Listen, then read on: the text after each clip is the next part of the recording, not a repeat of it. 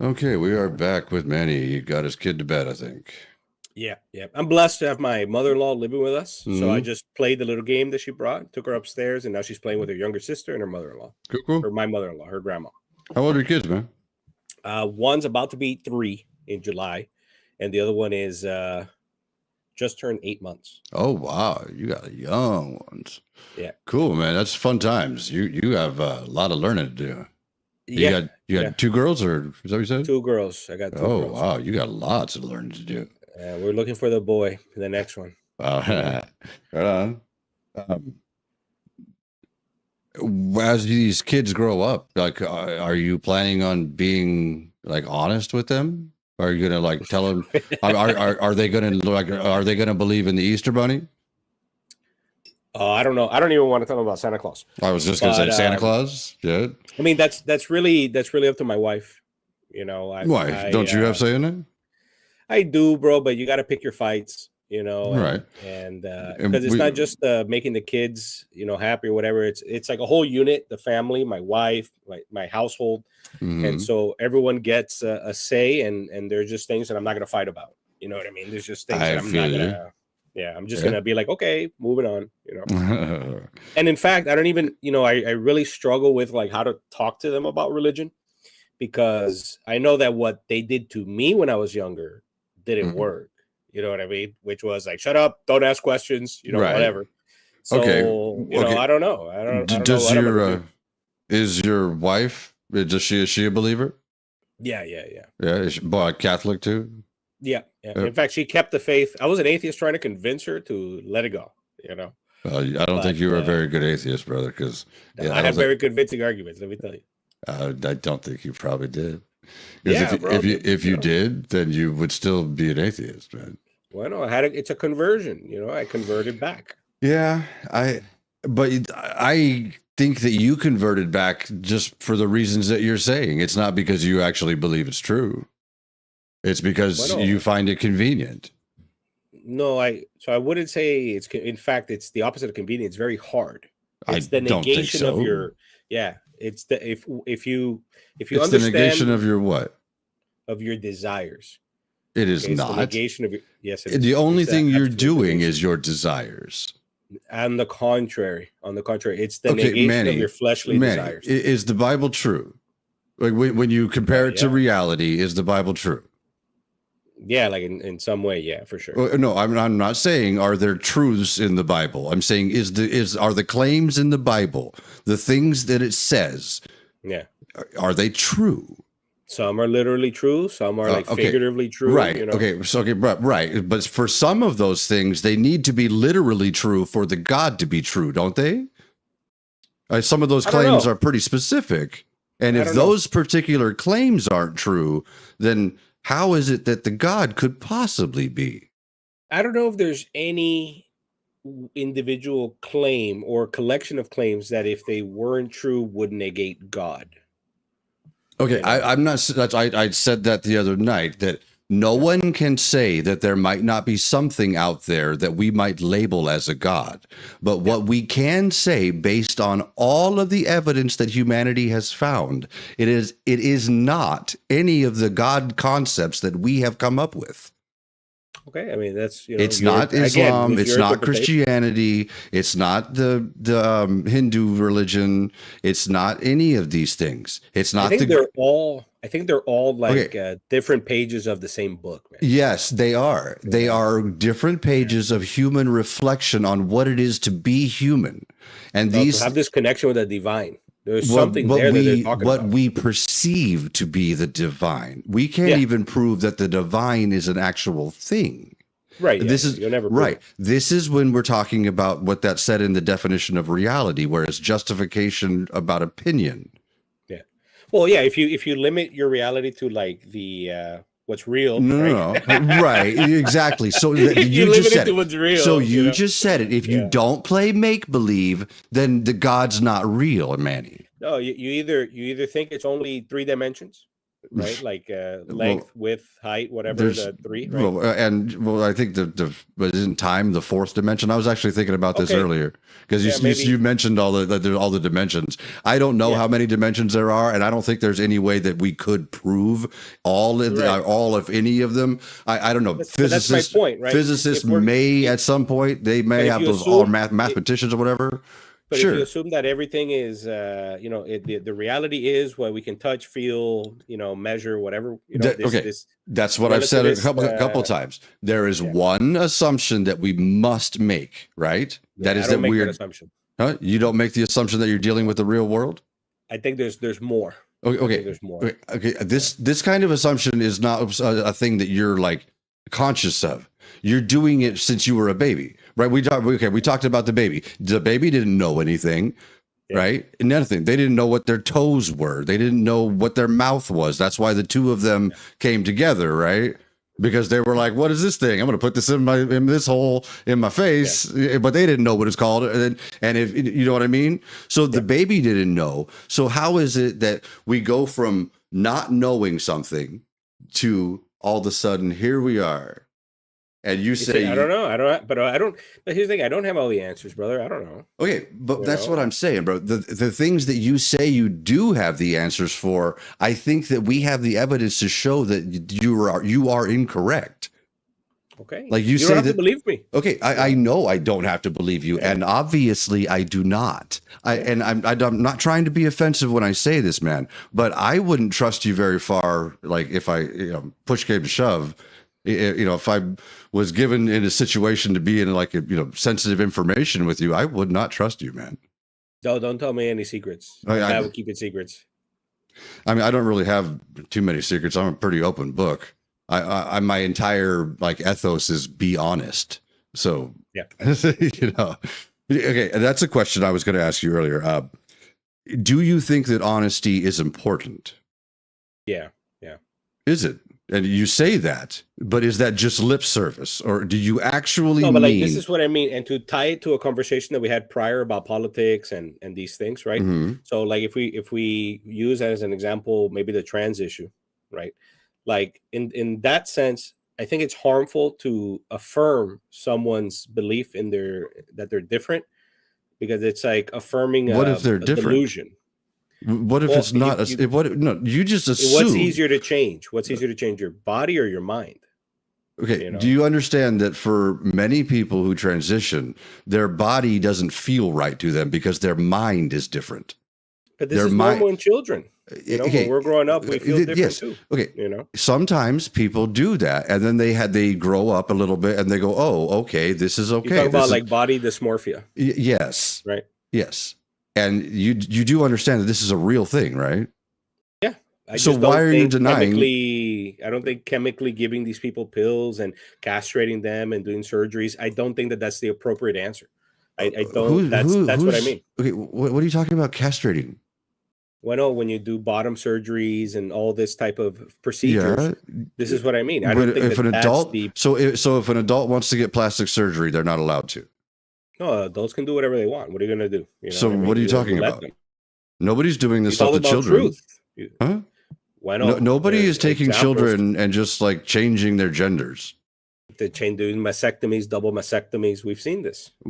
Giving them hormone blockers to delay puberty. They do this. Are you talking about like in cases where things are like medically necessary, or when cases would like I tried to get you to when you went off on your hermaphrodite thing? Well, but that's different, right? Okay, wait. Let me. It's that's what I was saying. People are born differently, right? So some people are born with both. Some are born with junk that doesn't look like either. But even when you're born with both, in most cases, so it's already the edge case, and then within those edge cases, when you're born with both, you have one that's like predominant. Okay.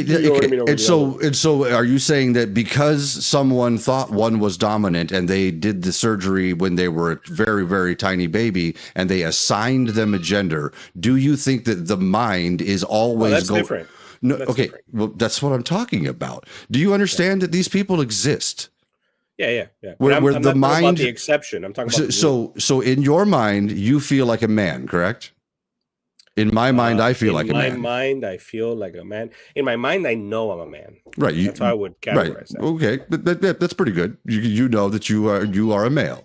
Right. Yeah. So what if you just another hypothetical like we've been doing. If you all of a sudden you just decided that I don't really feel so manly right now. You realize that you're getting your chest isn't the same as it used to be, and it's getting a little saggy, and you just all of a sudden you have these feelings. Are those feelings invalid? Yeah, I would say I'm under a brief delusion. No, I didn't say that you thought all of a sudden you were a woman. I just said that you just thought that you thought that you weren't as manly. Yeah, I suppose I have those thoughts sometimes. I'm like, man, am I failing as a father? Okay, and then the end question was, are those feelings invalid? No. So, pero my daughter's up again. No, niña, salga por favor a dormir. A dormir. No entre. Okay, I'm just gonna close the door. 1 second. That's all good, man. Tienes que subir, mi amor. Okay, mañana te lo arreglo. Yo quiero que tú subas con la abuela. Vaya. ¿Tú quieres que te ponga la batería? It's okay, Manny. Okay, ya lo voy a arreglar. Okay. I got to put a battery in her toy. So okay. Give me a minute. I'll be right back. Okay, you can still hear me, right? Vamos. Oh, maybe not. Well, I don't think that he is.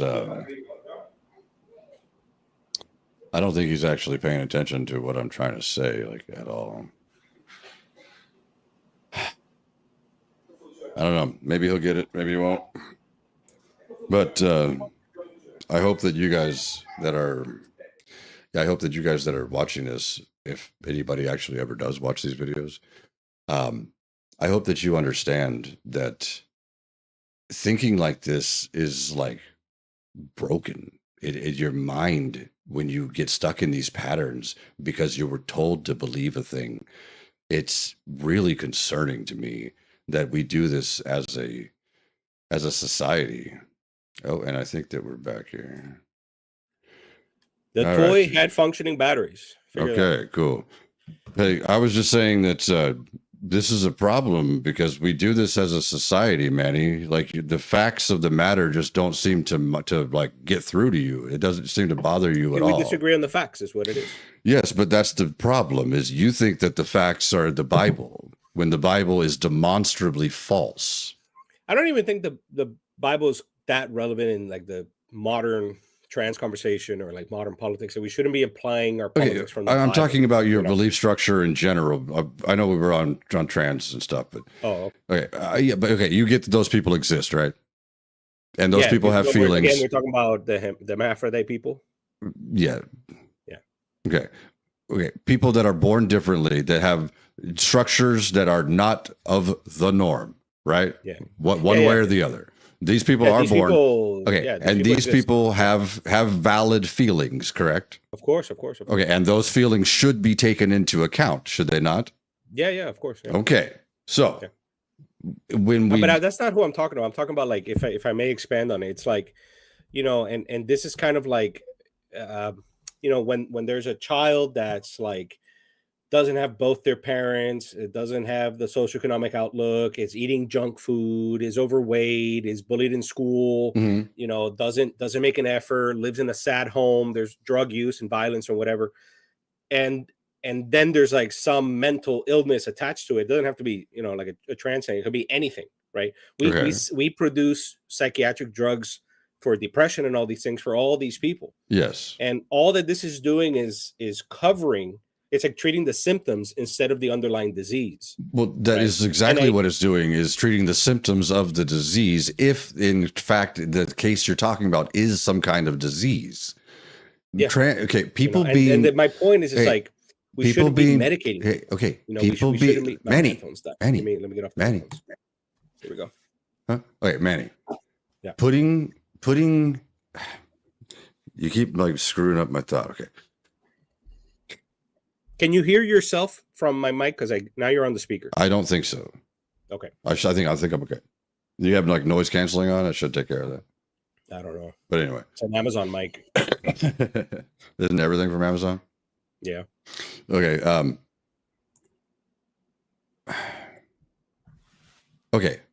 People who are transgender are just as valid as everyone else, are they not? Yeah. Okay, so why would it make a difference if they're transgender or not? Not to me. Well, why are you saying that it does? It only impacts me as far as it's like, for example, I'm thinking about my daughters, right? Like if my daughters are in some kind of athletic competition or Right. something, and then they have to, you know, Right. If. yeah, And we that's what I'm talked talking about, about. okay, we talked about the numbers of trans athletes, right? Yeah. Okay, so is your daughter, be honest. You said you wanted to be honest, Manny. So please be honest. Okay, if there's 500,000 college level athletes in the entire country in the NCAA, right? In that Yeah. organization, and less than 10 of those 500,000 are trans. Do Well, I have you to assume your numbers are true. I don't know. Okay, that is what has been cited in congressional hearings. You could go and like see the clips for yourself. Okay, it is in fact true. Okay, okay, If you say so, I take your word for it. Yeah. okay. It is in fact okay. If there are that few trans athletes that are trying to compete, do you seriously think that at some point in your child's life, and this is what you said, a 3-year-old Yeah. and an 8-month-old? Yeah. Many. By the time they are actually competing at anything more than like peewee level, like what are you talking about? If you had if your daughter wanted to play flag football, right? Which they No, do she's not have. gonna. uh, I don't think she'll play that. Yeah. Well, she might. I don't think You, so. you don't know the girls play football? So I just for my daughter, I don't know. I'm not. I'm gonna push her to play like soccer. You know. Right. But what if she wants to play volleyball? Is that cool? Yeah, volleyball's good. Volleyball's Okay, good. baseball, is that one cool? They play softball, right? I don't think they have Right. baseball for girls. Well, I think they might actually be developing hardball leagues for girls, which I've never understood why they don't. They can't But throw us yeah, one. but anyway, but it's That's what it same is. difference. Same difference, right?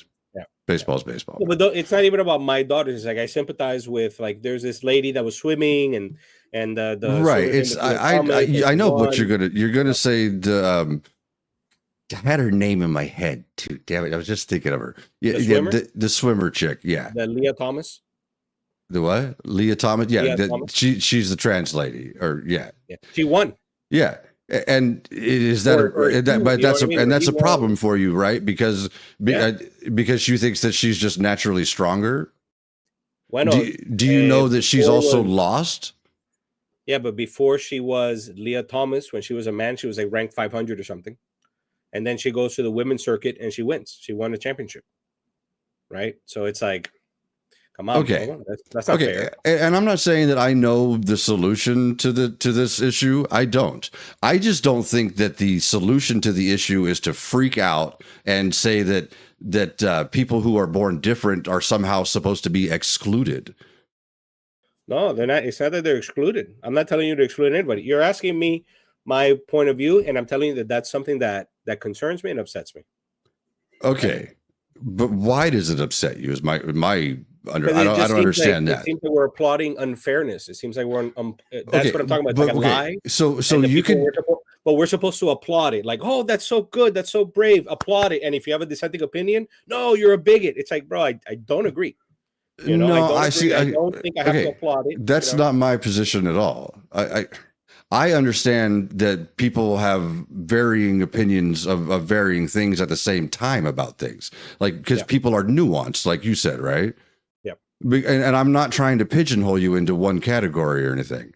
Like the one thing that I would say is that the way that you come to believe things, your epistemology, right? Yeah.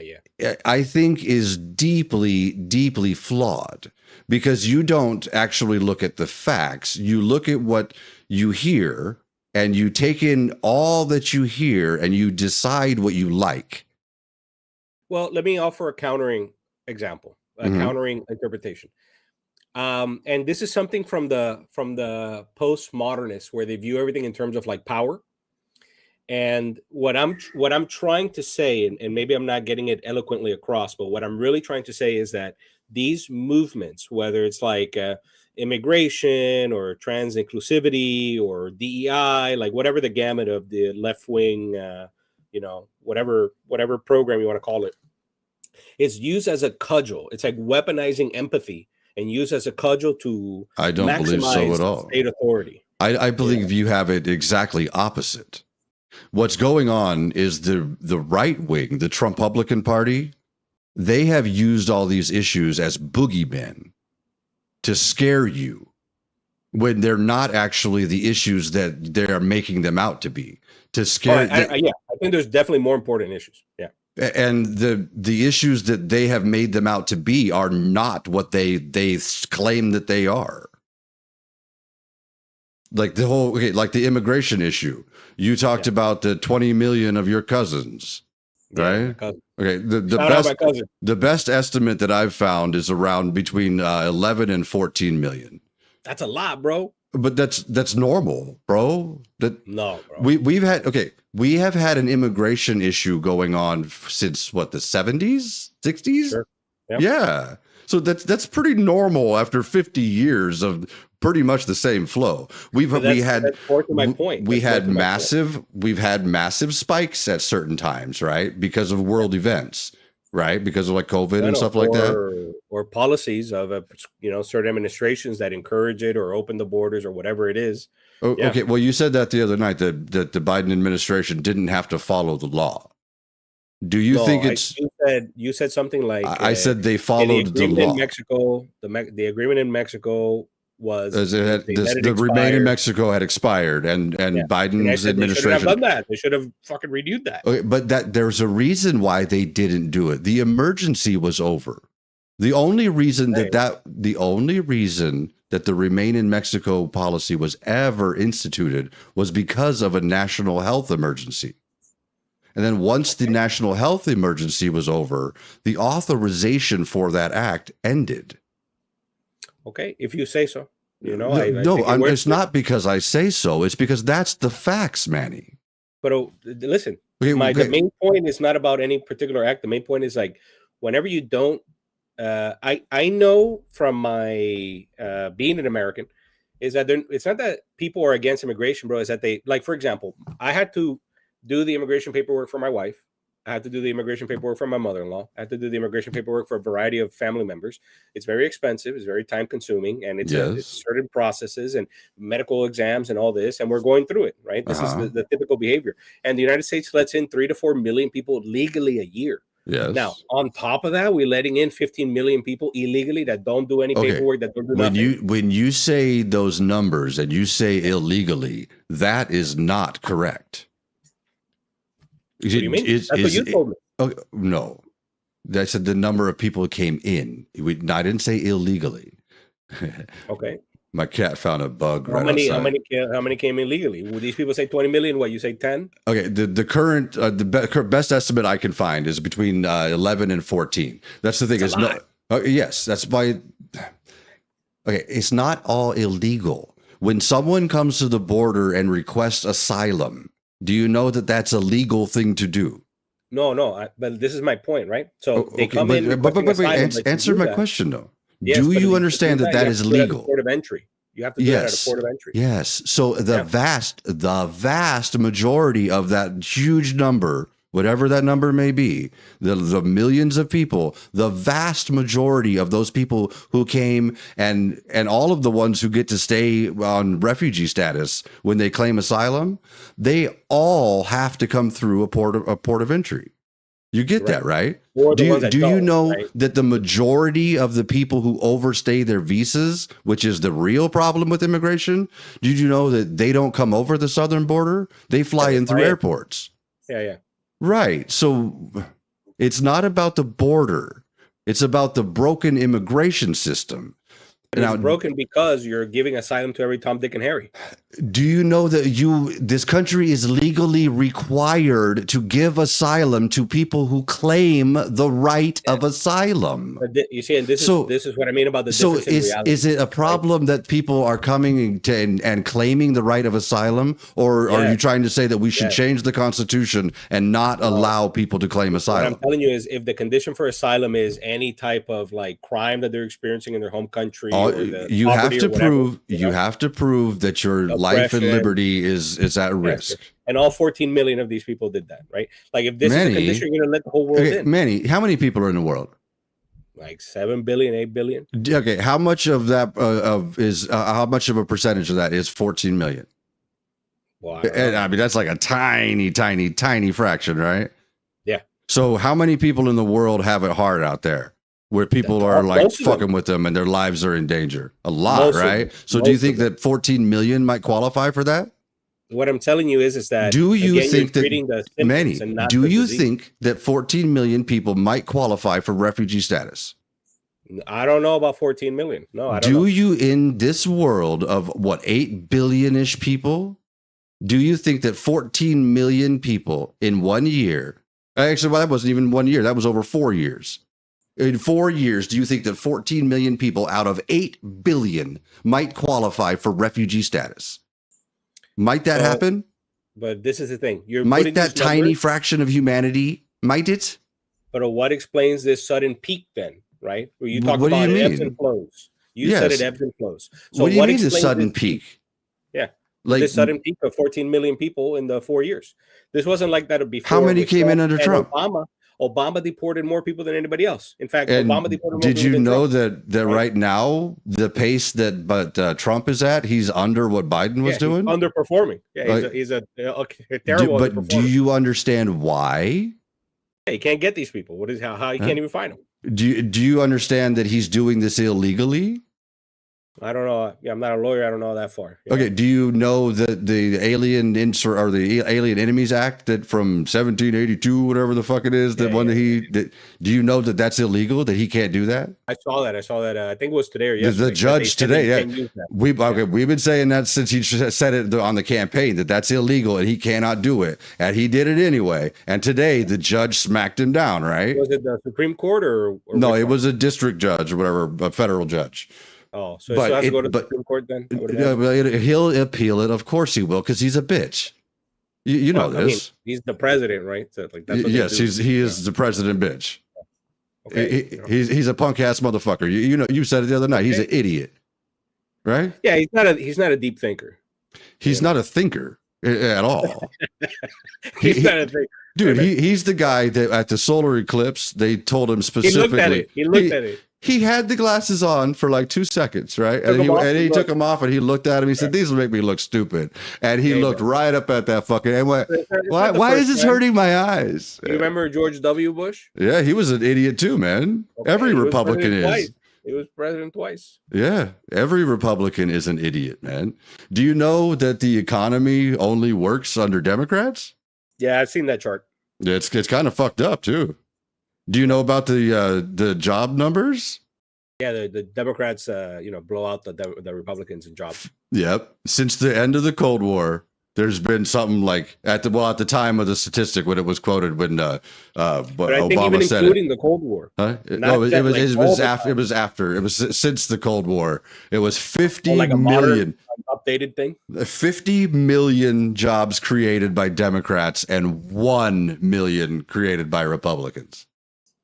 50 to 1. And then so it's and this is what I mean. Like, it surprises me. These people, they have such a good track record, et cetera, and they keep losing elections, bro. Do you know why? Yeah. Because people like you, because people with me? Manny, because you're gullible. Okay, but why am I not gullible to them? Why don't they get because me? The stuff you listen to and the belief system that you have created in your mind is the problem. That's what I'm trying to tell you, brother. Hey, but I'm the same person that voted for Hillary Clinton and Joe Biden. When you said you were an atheist, right? Yeah. At that time, I was an atheist. So when your mind was on right, you voted for the right side. Right. Yeah. Before you got back into your cultish behavior. Oh, I saw your short earlier that you put up. Which one? I put a bunch. Oh, I only saw the one where you said where I told you that you're in a cult. Do you know that? Yeah. So you know what I do is I get the video and I put it in CapCut, and then it just auto generate. I don't pick them. It just put them up, brother. My entire point is to talk to people. So you've got more followers than I do. So hey, I don't think you subscribe to me yet, man. Oh, let me see. And all you out there, like and subscribe. That's the first time I've actually said it in one of these videos, man. But yeah, I'll make sure to okay. do it Do right you now. get my point, though, man? That the reason that you're falling for all of the stuff that the Trump Republicans are feeding you is because of your belief system. Because Well, you have taught yourself how to believe by faith. well, it's here. I just subscribed. I'm number 10. Oh, cool, awesome. Yeah, Thanks, yeah. man. So, It's been on 9. It's been on 9 for like 6 months. Oh, and I got to shout out to Monica in Germany. There is no spoon, on. So what I was going to say was another thing that's different other than the faith is the fact that I'm also a father now. Yep. You know, I'm also a father now. Which like blows me away that you became a father and you decided to like disregard reality. You can phrase it like that. You know what I mean? But well, that's exactly how I would phrase it, because I'm trying to talk to you in no uncertain terms. Yeah, I would respond with saying I reached the higher reality. But that's the thing that look at your smile too. You know you're wrong, man. Oh, I still have the little atheist in me. You know? No, you don't. No, you don't. You have. I hear what I'm saying, and it's like, this is ridiculous. Then why do you do it, man? Because I believe it. Because you don't care. Well, that's one way to put it. I think that's pretty much the only way to put it, bro. Okay. But don't get upset. Don't get upset. No. I mean, do you understand why it would be upsetting for me? Like the entire point of having these conversations.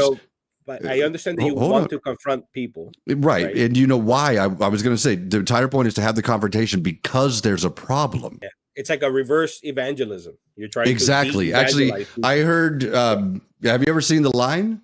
There's a channel on YouTube called The Line. It's a call-in show. Jimmy Snow. Is that with Matt Dillahunty? Matt Dillahunty is on it now. Yeah, he used to be on the Atheist Experience, but yeah. I used to watch that all the time. Yeah, Forrest Valkai gets on the line all the time. Yeah. And there's all these channels, right? One of the shows I was watching one of his, and Jimmy Snow has a podcast. Is one of his episodes on that. He was talking about that we don't do evangelism. Like, it's just not an atheist thing. And I was like, why not? Like, why? I mean, I understand why I'm not going to go door to door and knock on people like the Jehovah's do. I'm not going to go like, hey, have you heard the good news? Because I'm going to get myself shot. Right. Oh, come on. Are you kidding me? You live in America, brother. Come on. If I were to walk up to rando doors and just start going like, did you hear the good news that your God is fake? I think they just closed the door on you. Right. How many of them? I'm sure a lot of them would just close the door. But how many does it take to go like, hey, you're a demon. I'm going to shoot you, man. Have you ever watched some of this Christian TikTok, man? These people are disconnected. I don't have TikTok. I only have YouTube. I try to get off of all the social media. Yeah. Well, actually, I don't get onto TikTok, but I see them on YouTube, actually. And I see people commenting on them. But these Christian folks out here, man, they're crazy, bro. And and that's something that we agree on. I sometimes I see the some of my, I guess, Christian compatriots or co-faith people, and I'm like they're missing the point, man. They miss the sauce. And I think it's this is really like I hold the thought for 1 second. You said the sauce, and the last guy that I talked to, Mr. Martinez, we talked for 17 minutes, and I told him he was lost in the sauce, and he got so offended. He got so offended that he hung up, and I haven't talked to him since.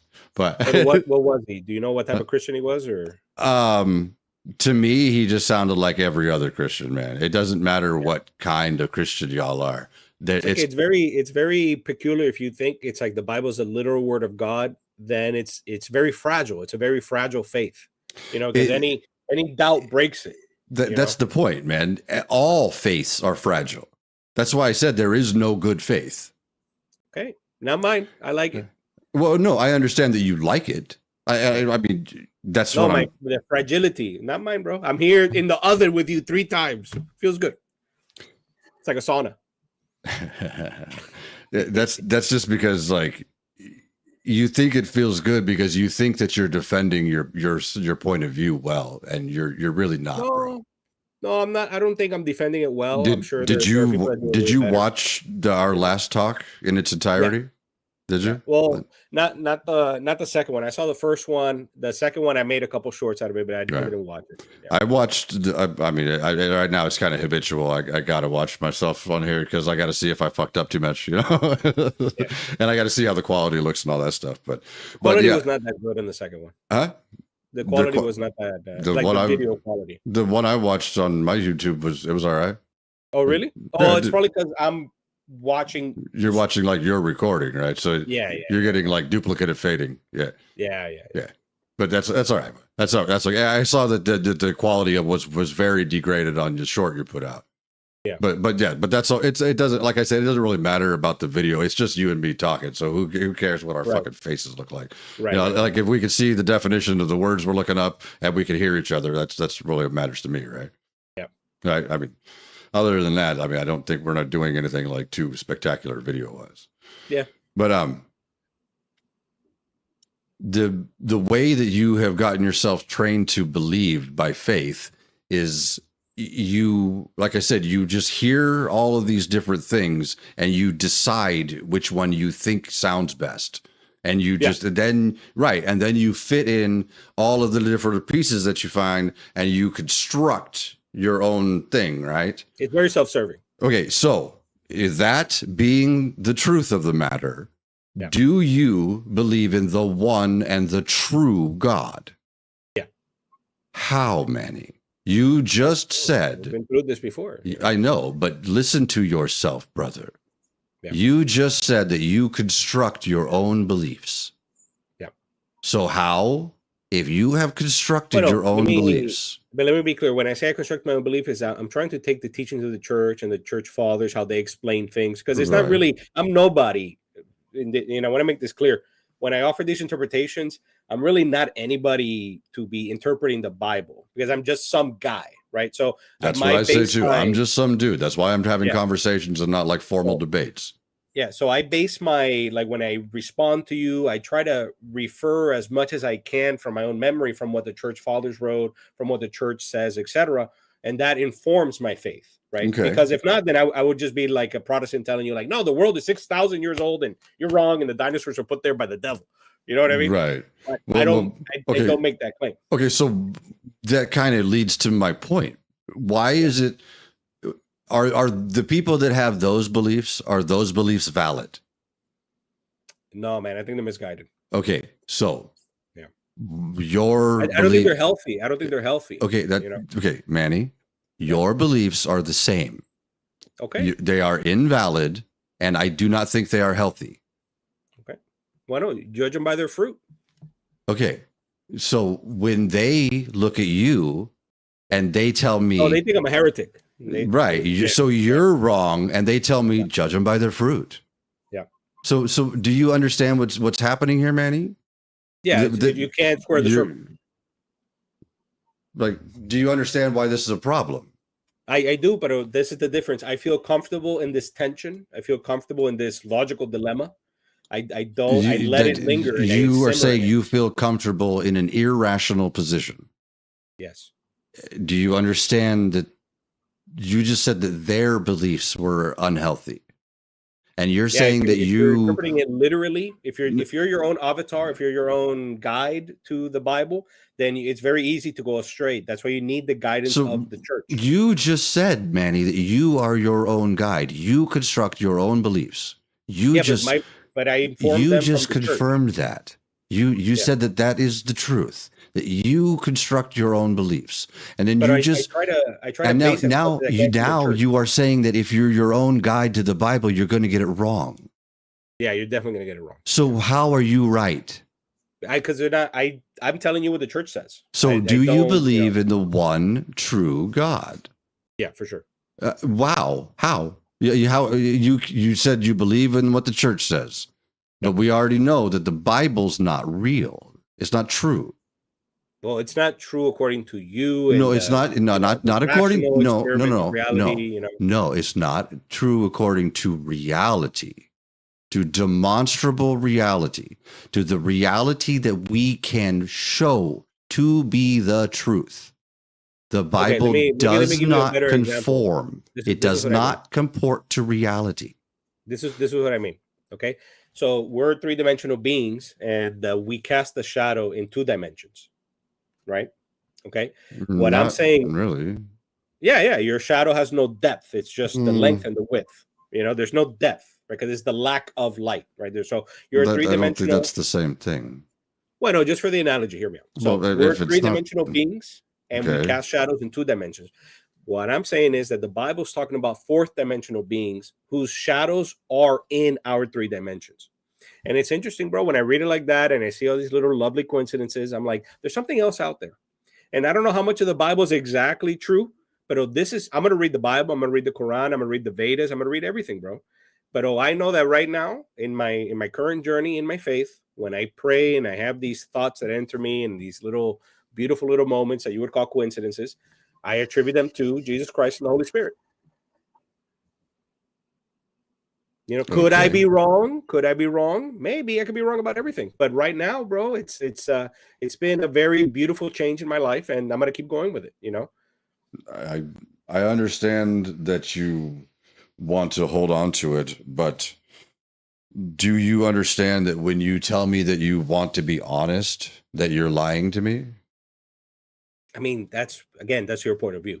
No, sir. Listen, why don't we look up a lie? Why don't we look at the definition of a lie? How about that? Yes. Look that up. Look that up, bro. Let's go.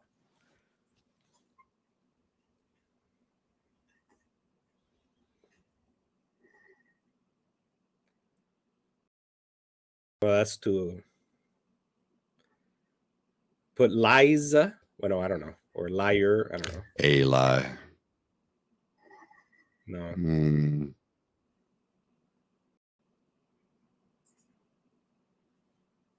Here's one. In a legal context, a lie generally involves a false statement made intentionally to deceive, especially when it's made under oath or with the intent to cause harm or gain a benefit. Specifically, perjury is a crime that involves intentionally lying to your oath. Okay. So, am I intentionally trying to deceive you? No. A lie is a lie is an assertion that is believed to be false, typically used with the purpose of deceiving or misleading someone. Yeah. Okay. Am I trying to deceive you? No. Yes. No, yes. Deceive. You know what the lie would be? It's like if you told me something like, "Oh, the genetic code of Adam and Eve is impossible," and then I say something like, "Well, I saw this and I found that this," and I make some shit up. Okay. To deceive you. I'm not trying to deceive you, bro. Okay. The lie you're telling me, which I've said a few times now, is you're trying to be honest, and you are not trying to be honest. The lies I'm trying. So I'm lying about. You're telling me that you're trying to be honest. And in so doing, you have lied to me because you are not trying to be honest. You have already said that you are about not lying. You are lying about you trying to be honest. Yeah. You are not trying to be honest. Okay. So let me ask you this: if this no, hold, please. You just said okay, and that means that you're lying. If you are not, I'm accepting your assertion for the sake of argument, and I wanted to pose. I know, and as you accept my assertion, you accept that you are lying, sir. Yeah, for the sake of argument. So why are you lying, Manny? So tell me that you're not trying to be honest.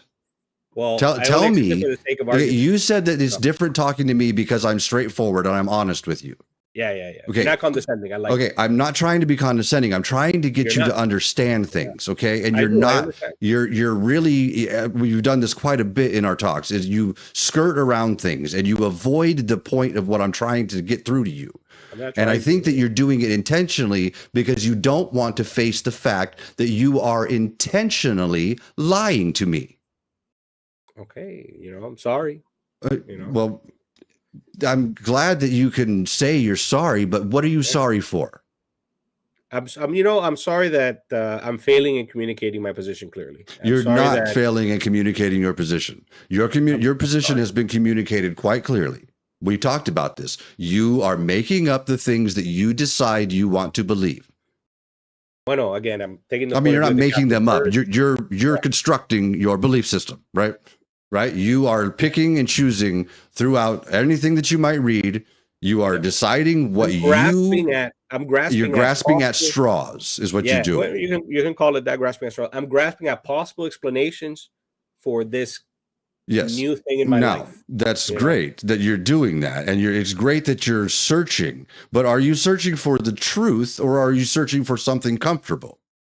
No, well, it's not comfortable. It's one of the hardest things I've ever done. Why are you lying to me? You see what I'm saying? This is the difference in our understanding of what it means to be a Christian. This is why I say that you are lying to me, because you say it's not comfortable, but it's very comfortable for you. If it wasn't comfortable, you would not be believing it. And that's the difference. That's the difference. It's the difficulty that makes it true. It's the difficulty that makes it true. So turn your heart away from sin is the hardest thing you're ever Manny, let me get this straight. You're saying that the reason that it's true is because it's not true. No, the reason it's true is because it's hard. Okay, no, the difficulty is in believing that it's true, right? No, the difficulty is in renouncing sin, is in changing your relationship to how you interact with the world. But Manny, the Bible's not true. Okay, you keep saying that. No, that's the facts of life, man. It's demonstrable reality. That's what I'm telling you, is that it is demonstrably true that the Bible is a false claim. Okay, but this would make a better argument if you argue with somebody that would tell you that the Bible is exactly, literally the Word of God. I don't make this claim.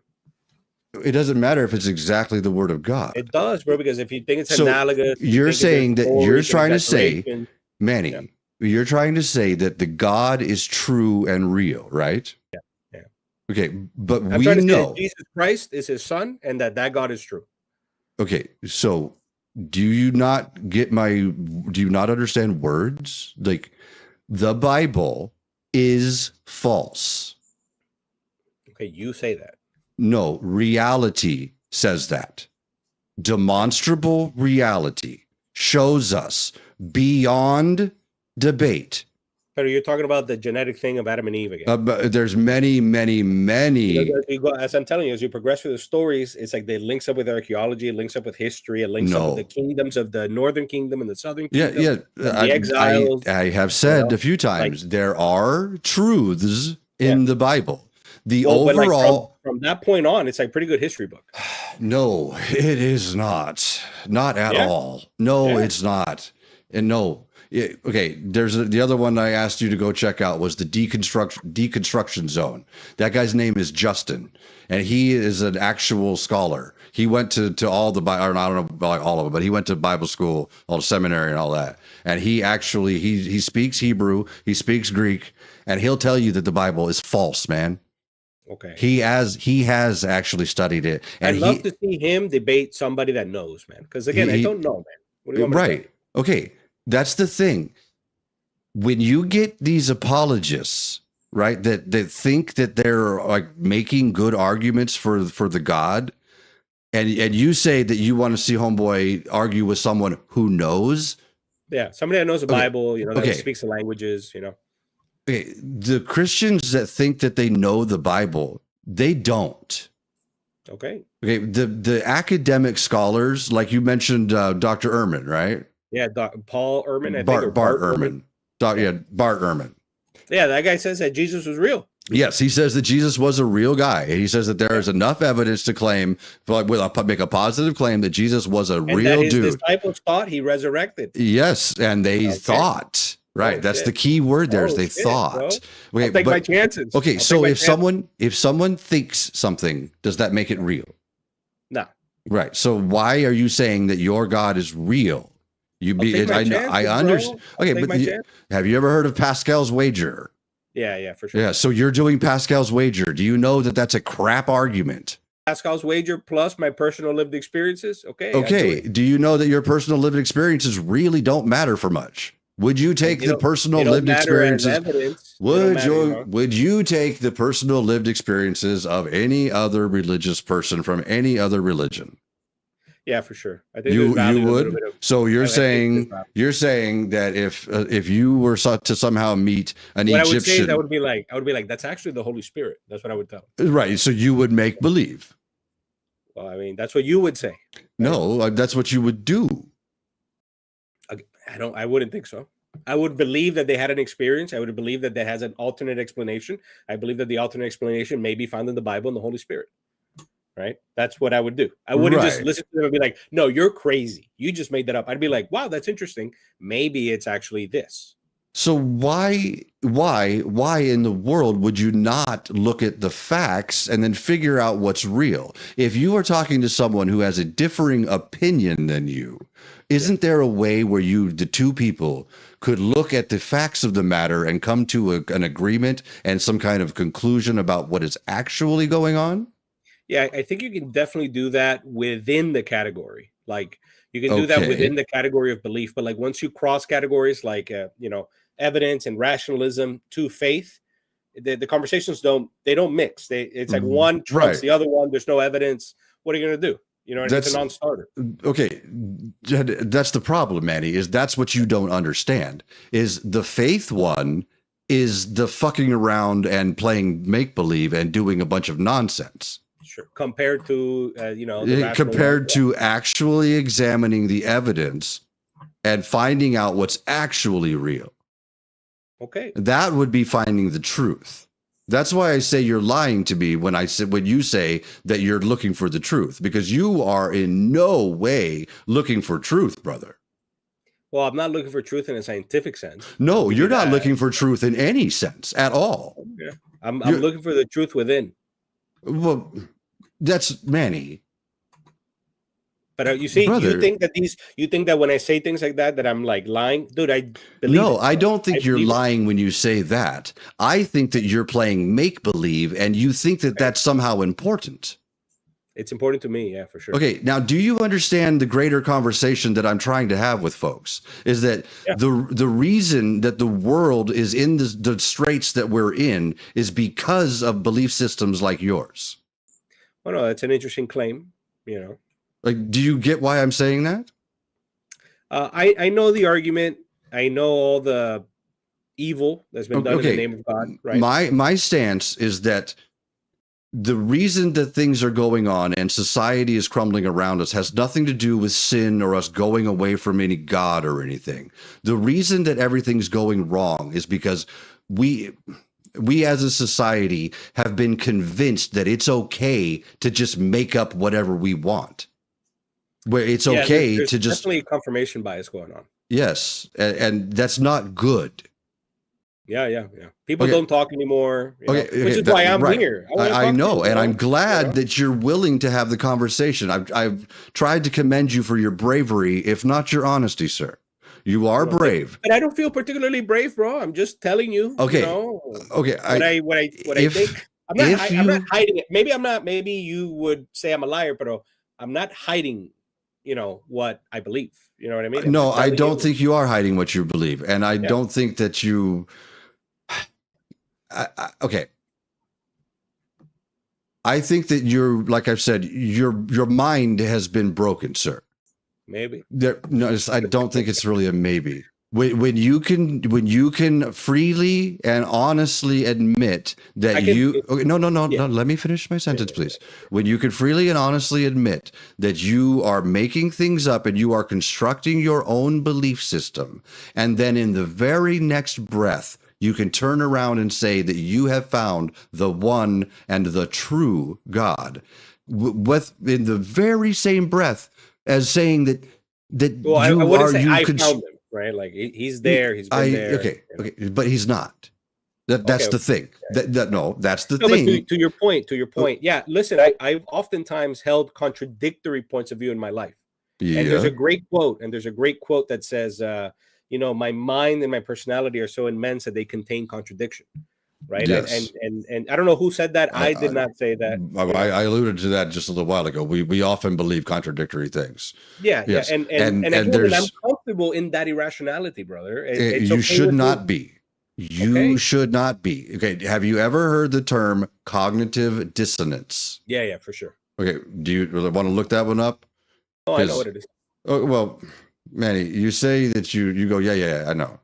But you're doing the thing, man. Yes, from your point of view, I could definitely see that. No, from any reasonable point of view, you are doing that, sir. No, I can't be doing it because it says discomfort. I feel no discomfort. Manny, if you didn't feel discomfort, you wouldn't do the things you're doing, bro. Like okay, cognitive dissonance is this psychological discomfort a person experiences when holding conflicting beliefs, attitudes, or behaviors.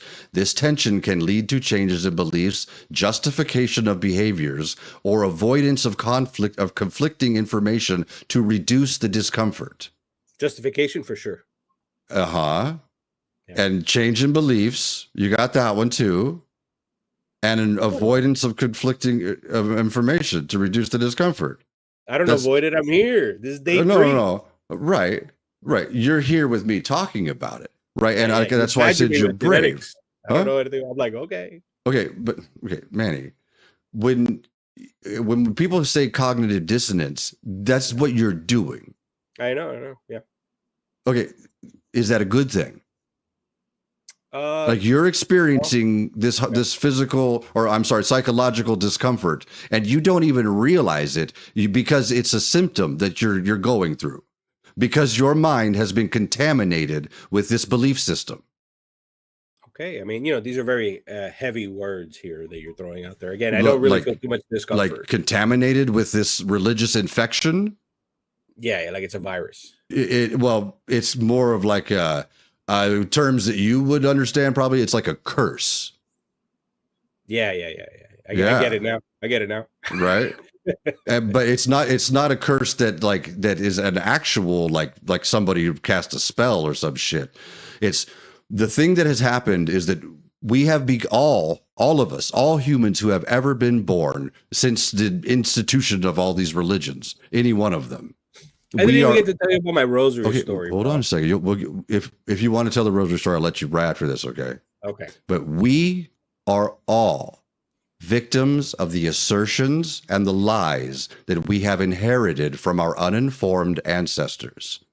They wrote down stories. You said it yourself. They were written down by, what'd you say, peasants in the desert? Bronze Age goat herders, right? Yeah. They did not know what we know today. They're trying their best, bro. Right.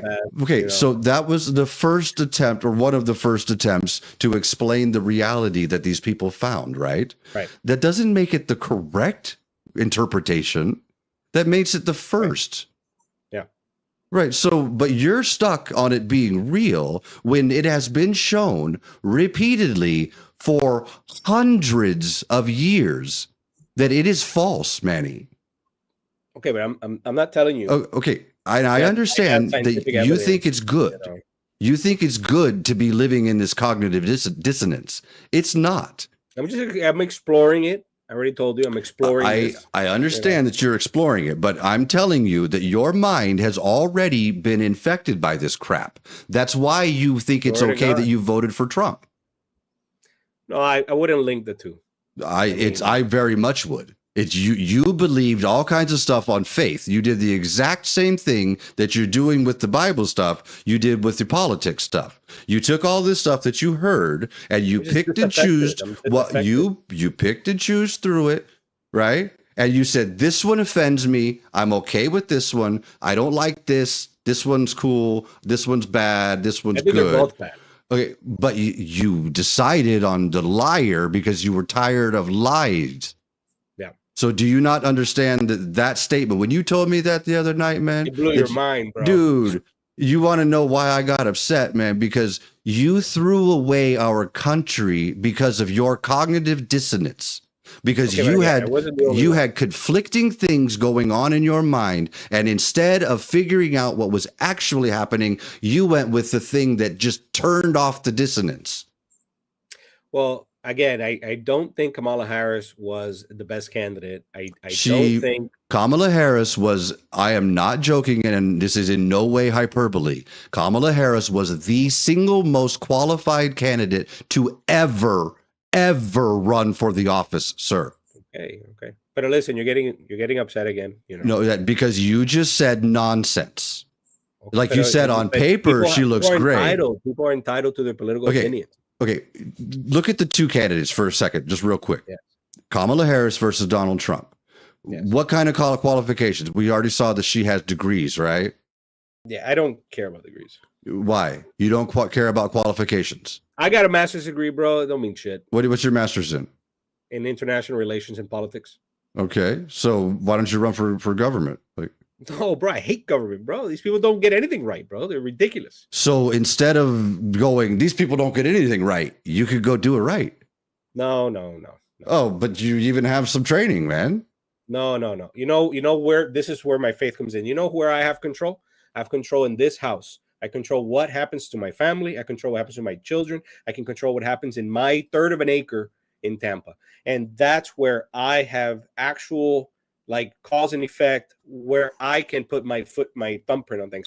And anywhere else, bro, I'm subject to change to the wind and whatever. Yes, you are in your own space as well. You already said that it's a give and take with you and your wife and abuelita. Exactly. Here. It's right, a give and take. This is my limit of my super concern ends at my door. Yes, and that's where we were at about civic duty, sir. Right? I did jury duty. I was a Peace Corps volunteer. Okay. You know? Jury duty is one of our duties as a citizen. There are others, are there not? We would have to look them up. I can't tell you off the top of my you head. Said you one of the rights that you practiced was to vote, right? Yeah, I vote in local elections too. Okay, so I'm on the HOA of my community. Well, that's troubling. I hate HOAs, but anyway, I'm a freedom guy, bro. I got on the HOA because I hate HOAs. Okay, as a citizen, is it not your civic duty to make an informed decision? Yeah, as best as you can, for sure. Okay, so given that, shouldn't you look at the qualifications of the candidates involved in any given election? Yeah, sure. Okay, so why are you saying that you don't care about degrees and such? I care more about less of her degrees and more about her track record when she was vice president and the policies of the Biden administration. Really? I think that's more important. What policies in particular? Just out of curiosity. I mentioned one when she was named border czar, but she was not. The Republican Party and Fox News named her the border czar. I saw it on MSNBC at the beginning of the administration. I told you that the other night when the Republicans started calling her that, the mainstream media jumped on that shit because it was just like they'd calling her just like it was the drug czar, like that. Yeah. Okay, her official title had nothing to do with being called the drug czar. Let's get beyond the name. Let's get to the fact of the policy of the border. Okay. Whatever it was, that administration fumbled that ball. Okay, you think that they fumbled the ball, and you are incorrect, sir. Okay. Are you aware that there was a border bill that was bipartisan? It was written. Trump wanted to shut down. And Trump shut it down. Yep. And you voted for him. And it was more, you think that immigration's important, right? This is a big issue. Yep. And Trump thought it was more important to fuck with everybody and keep it an issue instead of solving it. He killed it instead of solving the fucking problem and having this not be a problem anymore. He said, no, I'm going to keep this and I'm going to blame it on Biden and Kamala. Yes, that would be the worst interpretation. Okay, that is the facts of the matter. Well, no, I don't know. I don't know the specifics of the bill, bro. Go look up Mitt Romney talking about Trump border bill. Mitt Romney says it very well. He says that Trump called up the senators and he said that it was a bad thing, that he said you should poo-poo this. It's bad, man. I don't remember what was in it. There was more border agents. There was more immigration judges. Okay. There was limits on the number of people that could come over in any given day and in any given 7-day period where it would automatically shut the border. It was written by a Republican, for Christ's sake. We would have to see. I don't know about all that. It doesn't really matter what was in it now because Trump killed it. Right? I'm aware of that. Yeah. Right. And you voted for him. You voted for the guy that would rather there be a major issue than solve it. He could have been the guy that said, you guys should do this and I'll get credit for it. He could have been that guy. Listen, but, you may be right. You may be right. Okay, Maybe this is okay. something I'm going to make a positive statement here. I am right. Okay. Well, no, I have to look it up. I take your word. Look it up. All I know is that even with this obstruction, right, without this bill being passed, etc., right, it's still a mess, bro. It's still a mess. What now? No. During the Biden administration.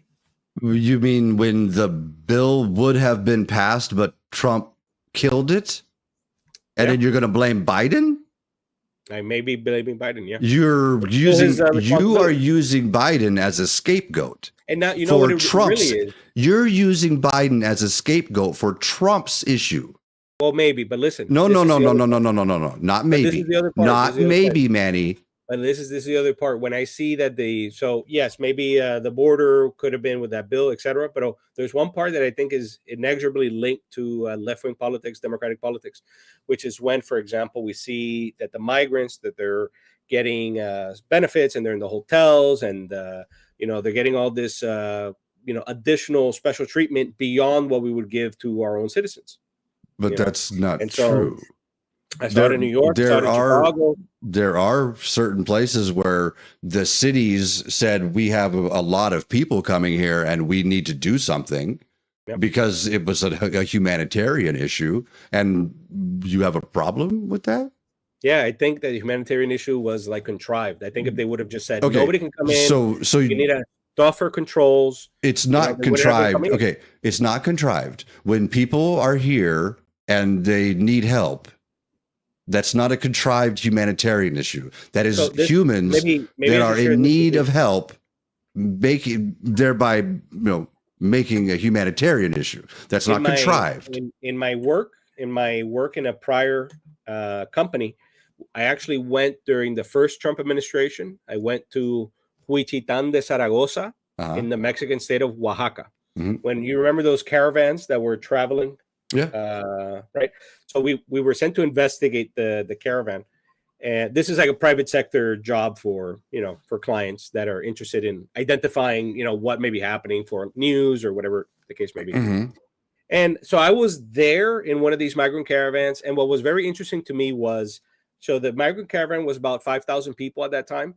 And 3,000 would get to a town and they would, receive funds from their family members in the United States or wherever it is. And they would stay in various locations, like hotels or hostels or whatever. Right. Mm-hmm. But 2,000 of the caravan would actually stay in the municipal provided bus station. And they were like sleeping on the concrete floors, Okay. And were they catching buses? And they were like walking down the road, and then different charities would get trucks and things to pick them up and kind of bus them to the bus station. And then the next day is like the next leg of the trip, or a few days rest. And then so you're describing people on a journey. I don't get it. Man. Yeah, on a journey. No, but this is what I observed. What I saw when I was talking to these people, this is what intrigued me.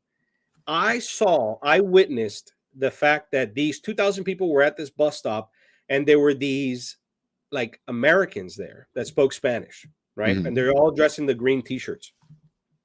And I remember that they were like the ones handing out the colored jackets to like direct traffic. They would pick migrants and give them a colored jacket to help them direct traffic. And they were called like Alliance Without Borders or something like this. It was like an NGO organization. And what I witnessed was amazing. And I thank God that I witnessed it, because it gave me like an insight to this. These guys were like, hey, we're going to set up a council to represent the migrants before news media and news organizations, right? We're going to set that up. Please go to this tent where we're going to have this discussion. Mm-hmm. And so these are Americans, international peoples. And there's like 40 of them, 30 of them helping organize a caravan. And then later in the evening, they announce the body that is going to be representing the migrants, and the body is composed of 15 people, and 12 of them are these same Americans, right? Okay. And I saw that, and I was like, dude. I'm sorry to interrupt you, but that kind of led me to a thought I had earlier. Sure. This country is founded on no taxation without representation. Okay. Right? Do you know that? Yeah. Like the Boston Tea Party? Yeah. You know that phrase, right? No taxation without. So do you think that deportation without representation is acceptable? No. Do you not pay attention to what's going on, bro? I do.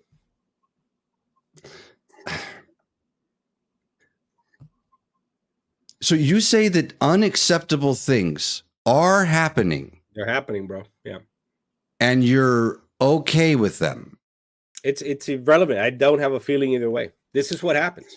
What the fuck do you mean you don't have a feeling either way? Are they acceptable? Is it okay to take someone from their home and send them to a prison in El Salvador for doing nothing? They're from El Salvador, you know. For doing nothing. Someone who is here and has a legal order. Do you know the case I'm talking about? Yeah, so is that the guy that Trump Guillermo Abrego Garcia? Yeah, that guy. Yeah. My cousin. Oh, yeah. And do you know that he should not be in that prison? Yeah, I saw that he had some kind of stay order. You know, that it was a Trump judge when Trump was president the first time. Yep. It ruled that he will not be deported to El Salvador. Yep. Like, are you okay with Trump just saying fuck the law? No. Then why are you okay with it if you're not okay with it? But I'm not. Who told you I'm okay with it, man? You did. Why? Are you a supporter of Donald Trump? Not really. Why'd you vote for him? I thought he was better than Kamala Harris. You know, it's not that I love him. This is when I start getting a little upset at you, Manny, because you say that you're looking for truth, and you're obviously not. You say that you construct your own belief system, and then you tell me that you have found the one and the true. And then you tell me that you're not a fan of Trump. You tell me that you know he's an idiot. You tell me that you know he's a horrible, horrible person. And then I never said horrible. You're adding. Oh, okay. I added horrible, right? Okay. So two horribles. I added a horrible. You agreed the other night that he's a horrible person. Is Donald Trump a horrible person? I don't know if I said I agreed that he was horrible. Is Donald Trump a horrible person? No, I don't know. I wouldn't say that. Okay, Donald Trump is a civilly liable rapist. Are you down with rapists? I don't know. I don't think he was civilly found liable of rape. Wasn't it defamation or something? What? The defamation was because he defamed her after she claimed that he raped her, which he did. The jury looked at all of the evidence. But why civil? Why isn't it a criminal? Because the statute of limitations for the criminal case had run out, but there is no statute of limitations on a civil case. Is that what happened? Yes, because he couldn't bring civil or criminal charges because it was too long ago. But let's look that up. Let's Google that. Let's Google that. Why wasn't Trump criminally charged with rape? I already just told you. Because the statute of limitations. Let's confirm. This is really irrelevant, but why wasn't Trump criminally charged with rape?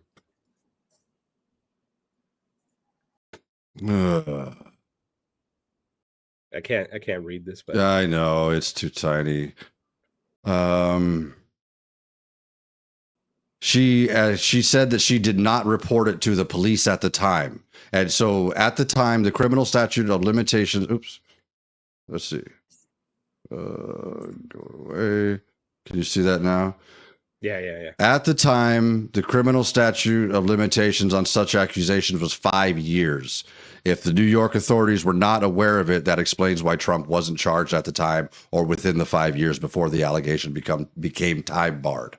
So yeah, like I said, the only reason that he wasn't charged criminally was because she didn't report it at the time and time had expired. Okay, but this is another thing. I mean, I find it interesting that it was this and a bunch of other, he got charged with like 80 crimes, right? Yes. And do you know why? Around the same time that he's running for election. No. That's one of those coincidences that you find interesting. But the reason that he got charged with the crimes was because he did crimes. Like, for example, the one with the overvaluing the house in Mar-a-Lago or whatever. Yeah. Yeah. Like nobody had ever been charged with that. He didn't get charged with that. He did. No, he got charged. That's what he got found guilty of. No, he got charged with with falsifying business records. He got 34 felony convictions of fraud. Do you understand that? Yeah. He is a convicted felon. Like you? 34 convictions for fraud. He is a fraud. Yeah. Do you know what a fraud is? Yeah. It's a fake, right? Something like this. Yes. That's what fraud means. Fraud means fake, just like how your God is fraud. If you say so. Yeah. It is. It is. Your God is not real. It's fake. Okay. Just like how Trump is a fraud. All the stuff that Trump has been telling you that he's going to do, he's not doing the good stuff. He's not lowering prices. He's not like helping the working man. Do you understand that the economy is fucked? I know you said in 3 weeks I won't have food. Okay, it might not be like just in 3 weeks that you might not have food. Like you said, we make a lot of food here, but the shortages are coming. Yeah. Did you happen to look at the ports all over? I did. I looked it up. Yeah. Did you see the percentages of drops? Did you see that in March? They're lower 30%.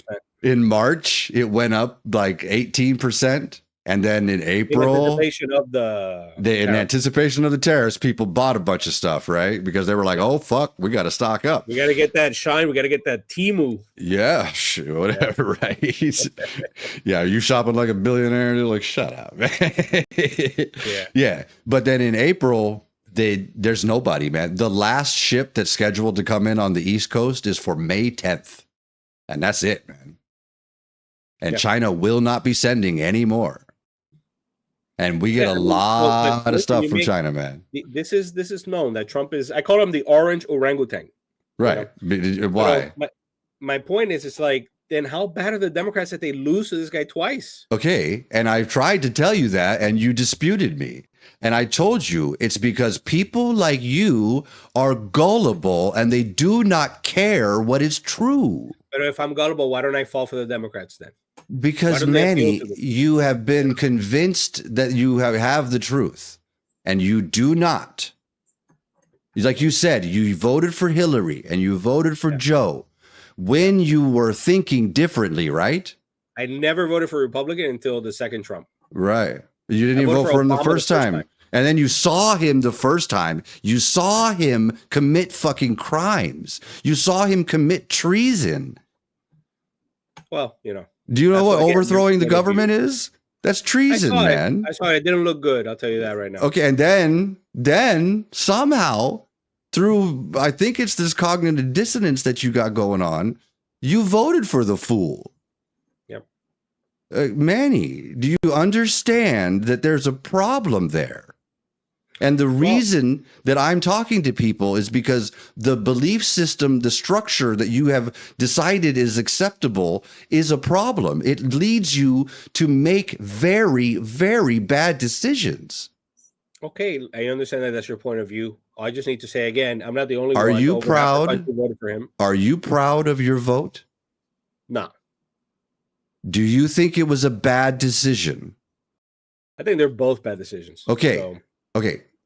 Do you think that voting for Trump? I'm generally disaffected. Like I get that, but that's a problem, man. Okay, I'm going to tell you something that I told the first guy, Adam, that I talked with on here. Okay, I told him, if you will fall for anything, what will you stand for? My family. Really? Because. What if God comes down? Oh, you already said you won't, right? But if God comes down and tells you to eat your kids, what if you really think it's God? I would think I'm under a delusion. I think you're under a delusion right now, bro. But I won't eat my kids. I'll tell you that. Well, that's good because that would be like psychotic, wouldn't it? Yeah. Right? Like pretty much. Yeah. And do you think that like a belief structure that would allow people to rationalize and justify psychotic behaviors, do you think that is a good thing? But this is what I'm saying. So we do that right now. You know, we do that right now in the secular world where, you know, we have people that are undergoing all these problems, and then they give them chemical drugs. And I'll give you something else that informs my point of view. I have a grandfather, the immigrant grandfather that came during the Mariel boat lift. Do you recall Mariel boat lift? Maybe out of Cuba, right? Yeah. That Fidel Castro said the dissidents can leave. Was that so like my grandfather, early 70s? Late 70s, early 80s. Okay. Yeah, it was during Jimmy Carter, his administration. I think okay, like late 70s. Okay, yeah.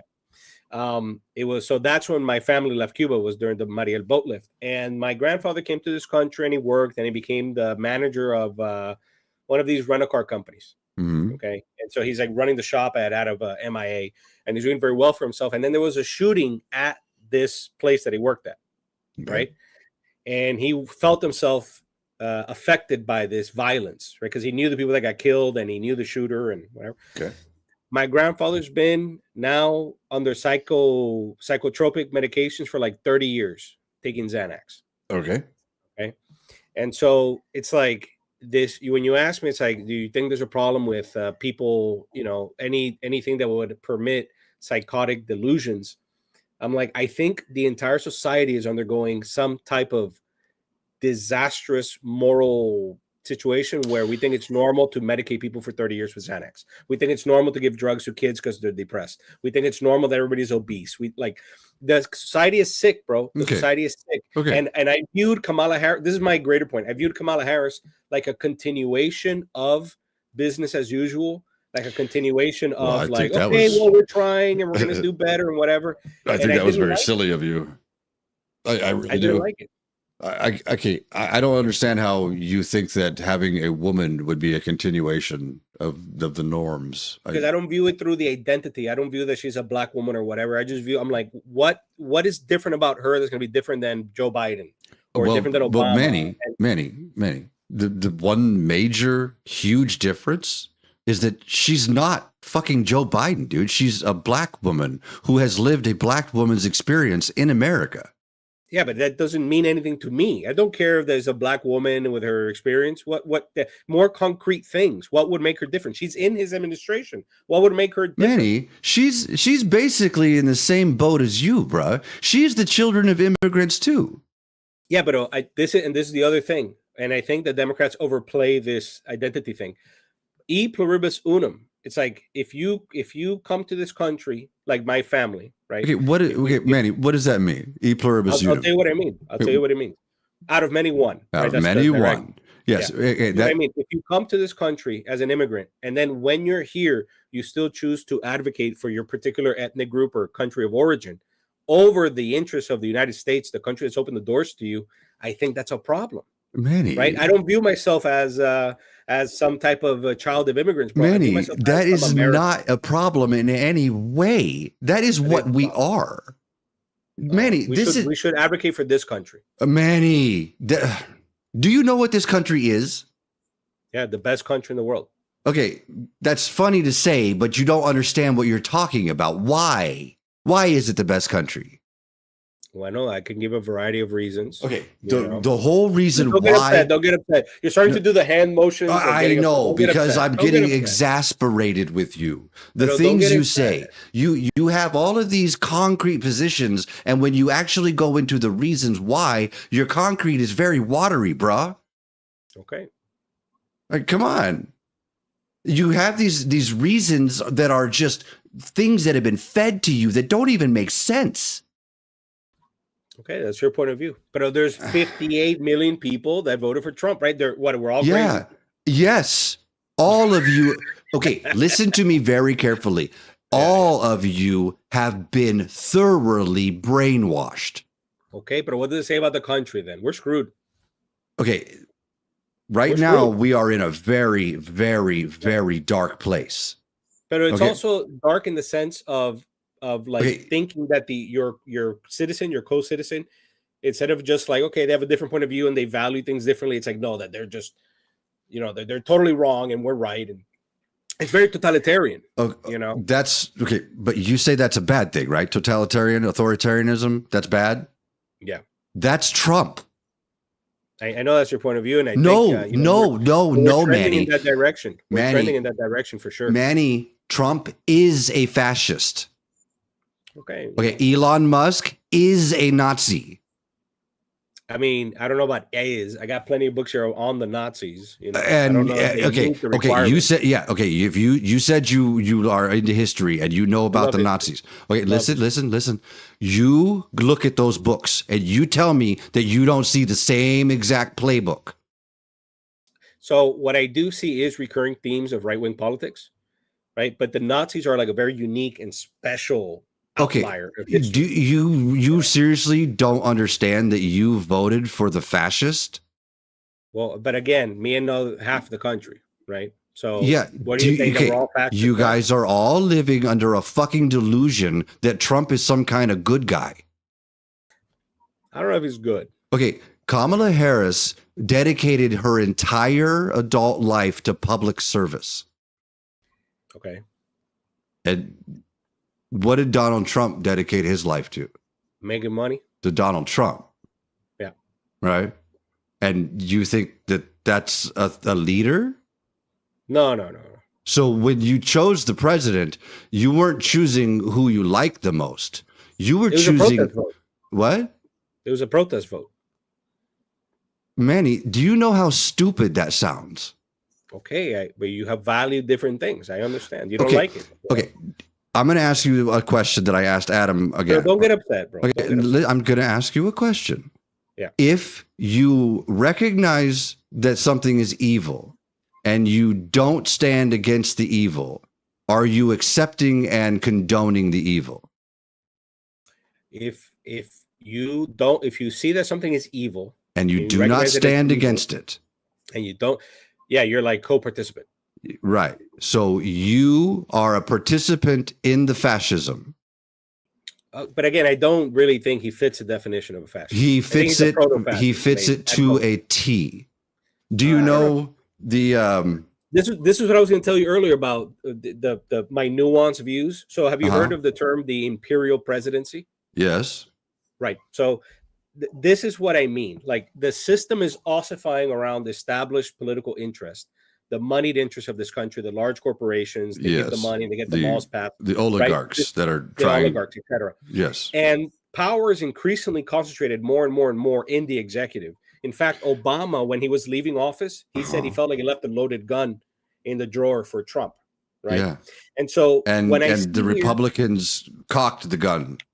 And then handed it to him. The bullets and what? I'll give it to you. My point is that this is an unhealthy trend that has been going on now for 20 years. Ever since George W. Bush stole the election, ever since he lied and got us into the Iraq War, ever since administration after administration after administration left us in Afghanistan, okay, so that the mega corporations can make more and more money, okay? Bro, I have zero faith and zero trust in our institutions. Okay, like they're failing us. Okay, in a basic fundamental level. Manny, do you understand that if an institution is having problems, especially an institution like the ones that the U.S. government is in charge of, that have millions of people depending on the services that come from those organizations, that you don't just go through and cut with a chainsaw, right?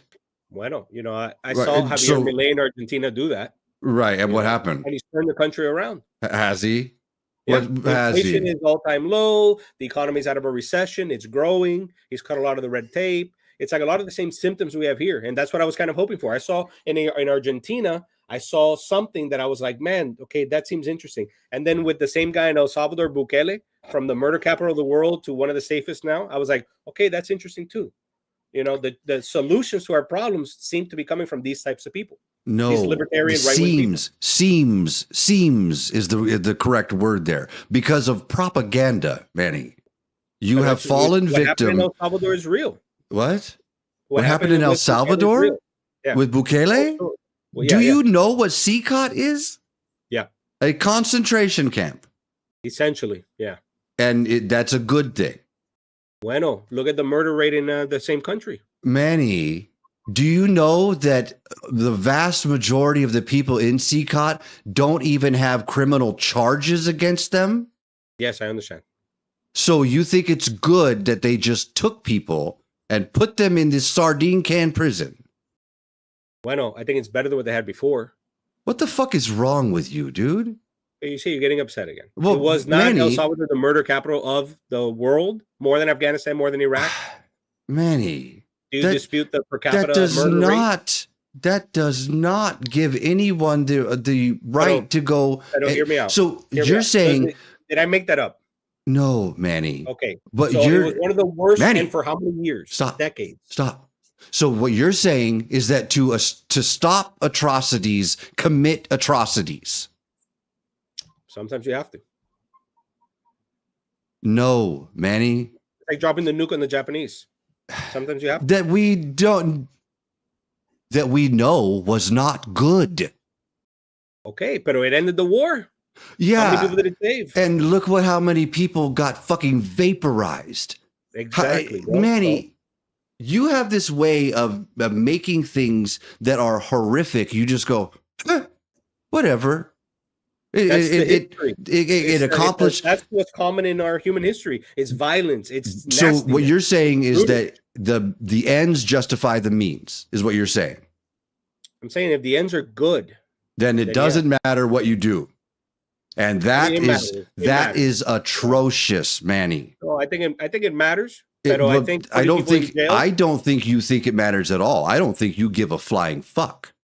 No, listen, if this guy was executing, you know what I was worried about? That guy that they took, the guy that you were talking about that they deported. Kilmar? That wasn't supposed to be deported, right? Uh-huh. You know what I was worried about? And I was like, dude, if this guy's dead, I was like, that's fucked up. That's like, okay, no, beyond fucked up. That is criminal? Evidence that beyond criminal. Now we're Nazi territory. Okay, Manny. So I was relieved when they found him. Manny, Manny, do you know that Kilmar is not the only one? There were 200 people on those flights. The Venezuelans to El Salvador? The supposed Venezuelans to El Salvador. There was a lot of Venezuelans that came here. Yes. And do you know how many people on those flights got their due process? How many had their day in court? I don't know. None. I couldn't tell you the details. No. This is a very, very, very important detail. They did not get to say whether or not they were here legally. They didn't get to say whether or not they were even Venezuelan. And they somehow ended up being like deported to a fucking concentration camp. To a third country. And you think that then Venezuela won't even take their own people back. That's crazy. No one ever proved that they're Venezuelan. That's what I just said. They didn't get their day in court, Manny. Do you not understand that we have way since crossed into fascism? We're in Nazi territory, brother. Do you know about the 3 children? The 3 American citizen children that he deported? Like babies, and they got deported with their mom. Yeah. The one of them that the dad was begging them, the American citizen dad was begging them to keep his citizen children, and they said fuck you and took them anyway. The one of them that has a fucking has fatal cancer. What kind of cancer? She has fucking terminal cancer, and they deported her. They took her from her medical care and shoved her on a plane and kicked her out in some foreign country that she's never known to die. Terrible. And you don't think that we're in Nazi territory? I think you voted for the Nazis. That's why the last one I called you a traitorous bitch. Okay, but don't get That's upset. Why you say don't get upset. And I say people are dying, Manny. Okay, but let me counterpoint. Wait, one more. You said one more for just 1 second. Yeah. You said if they hadn't, I never got to tell you my rosary story, bro. If we get there, we'll get there. Okay. You said that if Kilmar had been found dead down there, then we would have been in Nazi territory, right? Oh, I think then I would have been like, holy shit. Okay. Wow. How about the 19-year-old hairdresser guy, the gay guy from I can't remember where he's from. He's 19. He got taken from his home in the middle of the night with no warrant. He did not get any charges against him. He did not go to court, and they threw him in that fucking prison, and no one has seen him since March 10th. When the Democrats went down there to see Kilmar Abrego Garcia. This is another person. They took 200 people, bro. But another person with a stay order. Yeah, no, not a stay order. Someone who was here, a legal fucking resident, a green card holder. Yeah. He was here legally, and they swooped him up because he was brown, and he was gay, and they didn't like him, and they threw him in this prison. And when the Democrats went down there to see Kilmar, they asked for proof of life of this kid, and no one could produce him. No one has heard from him since March 10th. If the situation is as you described, yeah, that's terrible. Look it up. Look up all the people that Trump is disappearing. Where are all the women, Manny? You think he's just taking men? Where are all the women? Where are all the children? You voted for the Nazis, dude. Thank you for bringing up the children and the people dying. This is what I mean. So, when the waves of migrants are coming to this country and they would cross the Darien Gap, or they would be smuggled by a variety of, I just read a story about the Darien Gap the other day. They leave their shoes there. Terrible, bro. They leave their shoes there because the mud's so thick it ruins the shoes. So many people die there. So many people are abused and sexually trafficked to come to this country. So many people are abused by the cartels. And this is what I'm talking about, this wave of human trafficking. And then they come here, and we have like 50, 60, 70,000 missing children that got spread out around the country. Oh, okay. I view that as evil too. Well, yeah. I don't want that to happen. Okay, wait. You're trying to say that that's like the norm. And you're trying to say that human trafficking is bad, right? Yeah, terrible. Okay, so why is it okay for fucking Trump to human traffic? Well, no, there's a profit motive for human trafficking. I don't think he's profiting. He's costing us a whole bunch of money to do this. He says he's saving money.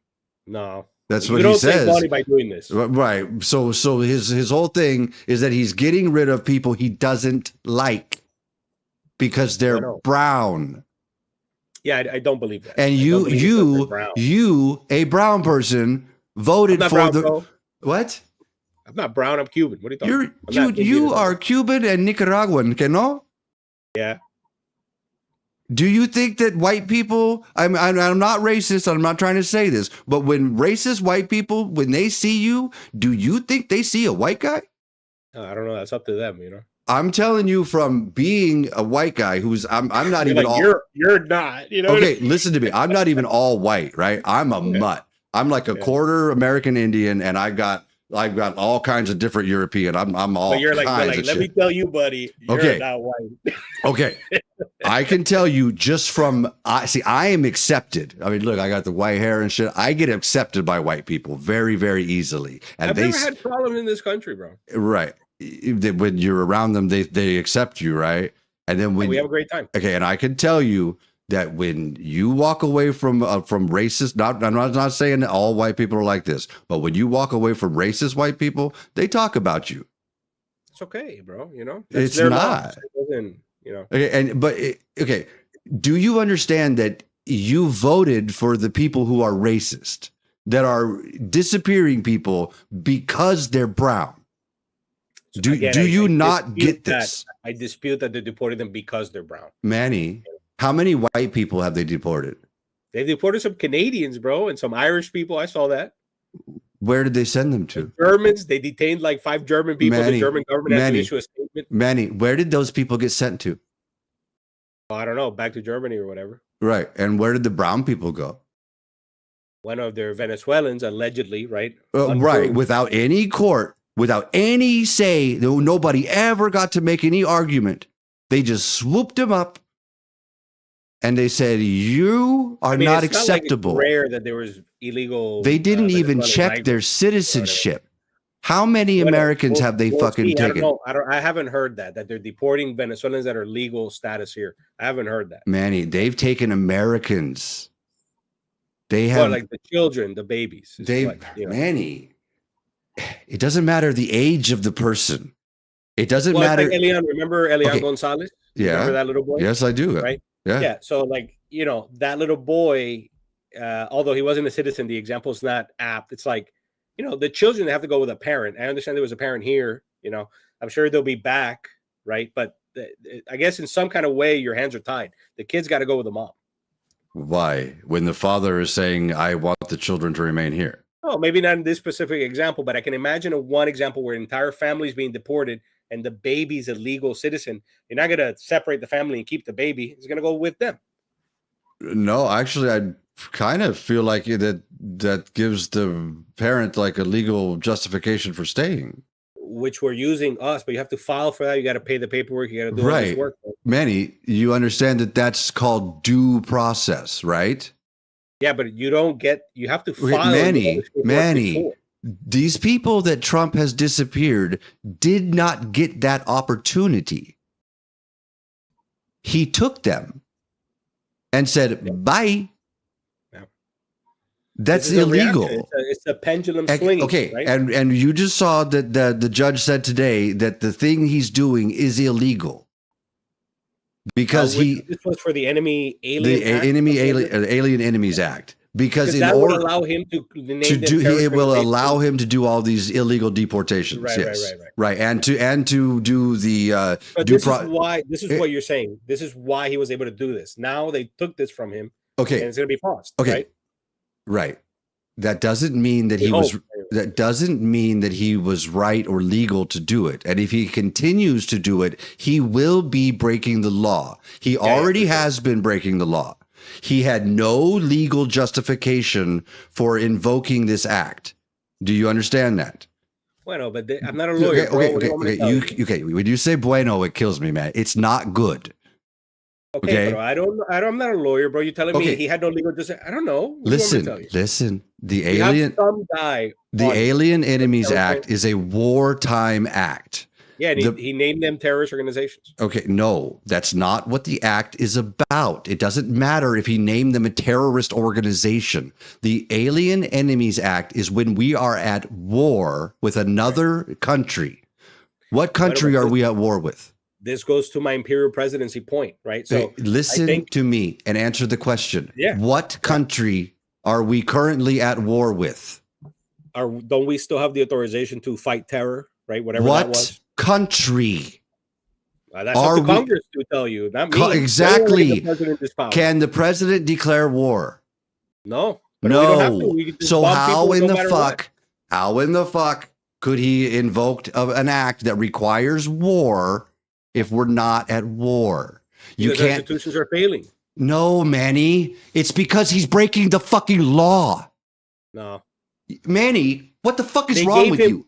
You see, you're getting upset. You're getting upset. Because you are saying the stupidest fucking things. He's breaking the law. I think when they give the president this wide authority to bomb Syria, bomb Yemen, bomb all these different people, do whatever they want without having to declare war, right? This is part of the same conversation. Why does he have all this authority? Why haven't we said, hey, Manny, we didn't elect an emperor, we elected a president? We do not have a king. We have a president. We have an imperial president. Does Donald Trump rule? I think so. Yeah. Now he does. Look at him. He's doing whatever he wants. Yes, that's the problem, because it's coming off that way because he's breaking the law. Yeah. And our institutions are failing to keep him in check. Because him and the Republicans and people like you are allowing it. No, but this is decades in the making of giving even Democratic presidents all of this authority. And guess when we could have fucking stopped it? We should have stopped it with Gore. We could have stopped it on November 5th when you voted for the fascist, racist traitor. Okay, I mean, you call him this. I don't agree. Well, Manny, how fucking stupid are you? You see, you're getting upset now. Manny, are you okay with traitors? No. You voted for one. You watched him fucking try to overthrow the country. What do you think a traitor is? I don't know what I saw on Jan 6. Yes, you fucking do, you liar. No, man, it looked messed up.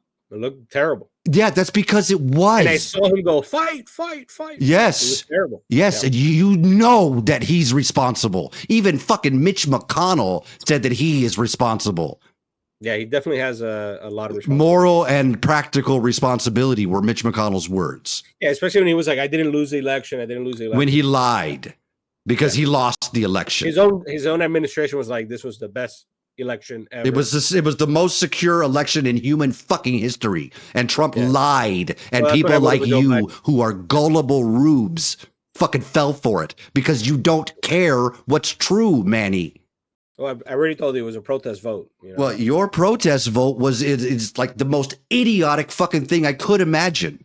You didn't like liars, so you voted for the proven liar by your own admission. It's like, I'll tell you this, I don't like socialists either, but you know what? I was voting for Bernie Sanders. I would love for if Bernie had won. We would have been in such a better place. Yeah, he should have won. Yeah. They did. So this is again what I'm talking about. Okay. Right? This is why I don't trust the Democrats, bro. Look what they did to Bernie. Look what they did to Bernie, bro. Yeah.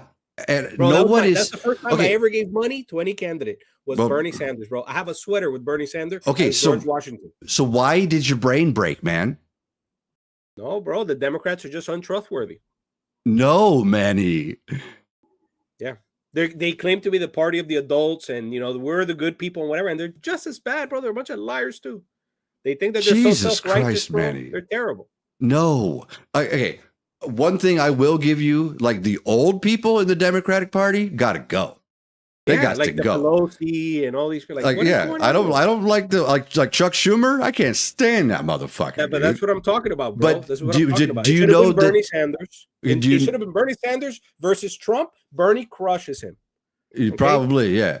Because the people are voting. No, the people are voting against the system. And Bernie Sanders when it was Hillary versus Trump, it's all misogyny. That's the only reason Trump won. They weren't. No, with Hillary Clinton, we have her saying like we conquered with Gaddafi in Libya. Like she voted for the Iraq War. It's the same shit, bro. It's the same. It's like rinse and repeat. It's like, oh, she's a woman, but she votes for war, votes for toppling governments. No, the reason that Hillary lost was because there's no way in hell that America was going to have the first woman president directly after the first black president. The good old boys. You think people are more misogynist than racist?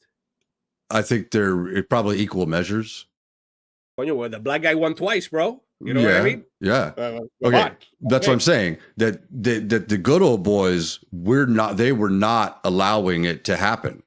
And they manufactured Trump to be this candidate that was the establishment. And they manufactured it. Do you think that Trump was a good businessman?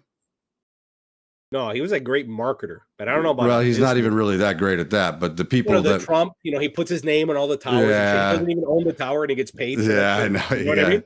Yeah, that's fucking. That's called an opportunist. A con man, maybe they say. Yes, he's most definitely a con man. He's what's known as an opportunist. Whatever opportunity that arises that will like serve him, then he's down for that. Whatever that is, it doesn't matter. It could be steaks, it could be water, it could be a fake university. Like this dude is such a chump, dude. It's a fucking joke, bro. Yes, and you voted for him. Yeah, it's a protest vote, bro. Manny, do you know that that's not an excuse? No, it's a reason. It's not an excuse. It's not a reason. It's bullshit that you're throwing out to cover for your mistake. Well, I understand how you can see it that way. What I'm telling you is that people like me are the voters that the Democrat Party has to do something for to get me back on that side to vote against this stuff. Really? They have to do something for you? Yeah. You who enabled this crash of the system. Do they want to win elections or not? I mean, what's you know what I mean? Donald Trump will be, hey, Manny, I'm going to tell you something. Donald Trump will be the last Republican president in our lifetimes. But I heard that before, and he won again. Look at him. Yeah, and you know what? He's going to be the last Republican president. Well, we'll see. In our lifetimes. After this... Listen, I'm 35, bro. That's a long time. I know. Okay, I don't know. I know. And I know you think that it's not going to be that bad and all this stuff. We already had him once. You know what I mean? know. And there were guardrails. There's no guardrails. And there are people that are actively trying to destroy the country, Manny. Have you ever heard of the 7 Pillars philosophy? No. Okay. I'm going to change my page here real quick. I never had to think about the rosary, bro. Okay. I know we keep saying this, but I got to read this. I've had this page up here for a minute. Do you know what it says on the Statue of Liberty on her tablet? Give me your poor, your weak, your downtrodden, something like that. I got it right here. It says, give me your tired, your poor, your huddled masses yearning to breathe free, the wretched refuse of your teeming shore. Send these, the homeless, tempest-tossed to me. I lift my lamp beside the golden door. That's who we are, Manny. Okay. Okay? That's who we are. So when people come knocking at the door, what do? As a nation, what is our ethos? We welcome people. Context is important. Think about the advertisement that we give the world. We tell the world, come. If you are yearning to breathe free. Yeah, that's definitely what the Biden administration was saying. No, Manny, that's what America is. Yes. That's why you're here. Yeah. What the fuck?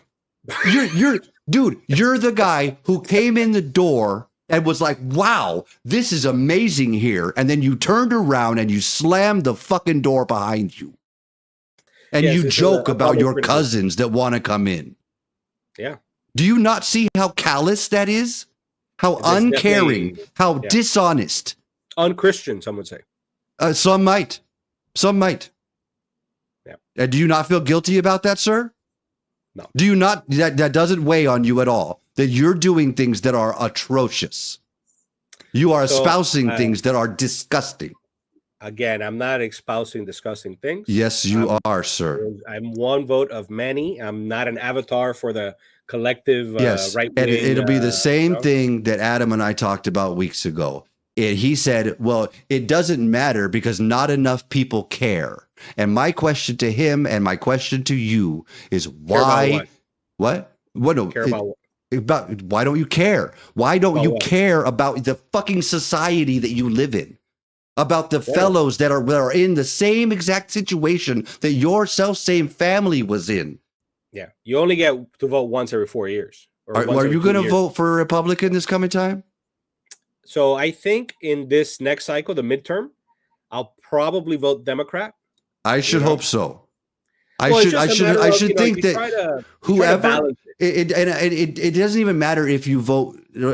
I don't really care about Democrat. I care about not the fucking fascist. Yeah, I care about pro-democracy. I know that I like living in a free country. Don't you, Manny? Yeah, Do you like living in a country where people just get disappeared?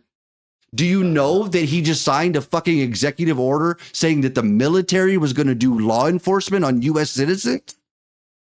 I think on the border? Right? No, on us in the cities. But I would have to read this. I don't know. He just did it the other day. Look at his fucking executive orders. The one I told you about. He fucking revoked your citizenship, bro. You go, whoa, then we might be in Nazi territory. We're fucking there, dude. I don't think it's retroactive. Manny, what do you think the term revoke means? It means to take away. I don't know if it was revoke. It means to take away. It says to revoke. Tell me your rosary story if you want to, man. Okay, I'll tell you. It's a hard segue, you know. But so as I was sitting in my backyard praying the rosary, which again is just a form of meditation. And this is about this immigrant thing, actually. So it's pertinent. I was struck by the realization that my grandmother, my Nicaraguan grandmother, is very religious, right? Very religious. And she prays the rosary every day. And I'll tell you, you might like these details. So my family from Nicaragua was my grandmother, my grandfather, and 4 children.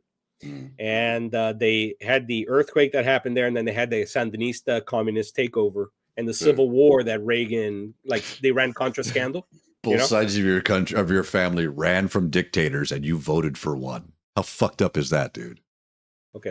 Again, and you go, okay. Let's stick to the rosary story. Don't take me out of my story. I'm in a flow. Okay. You don't see the problem with that, Manny. Come on. Again. I know. Good. Okay, the rosary. Yeah. Okay. So there are 4 things. My paternal grandfather, for reasons unknown to me, leaves my grandmother with the children.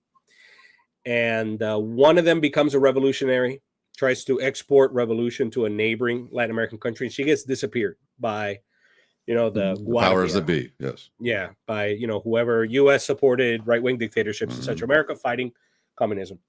The other three, through various means, over the years, make it to the United States.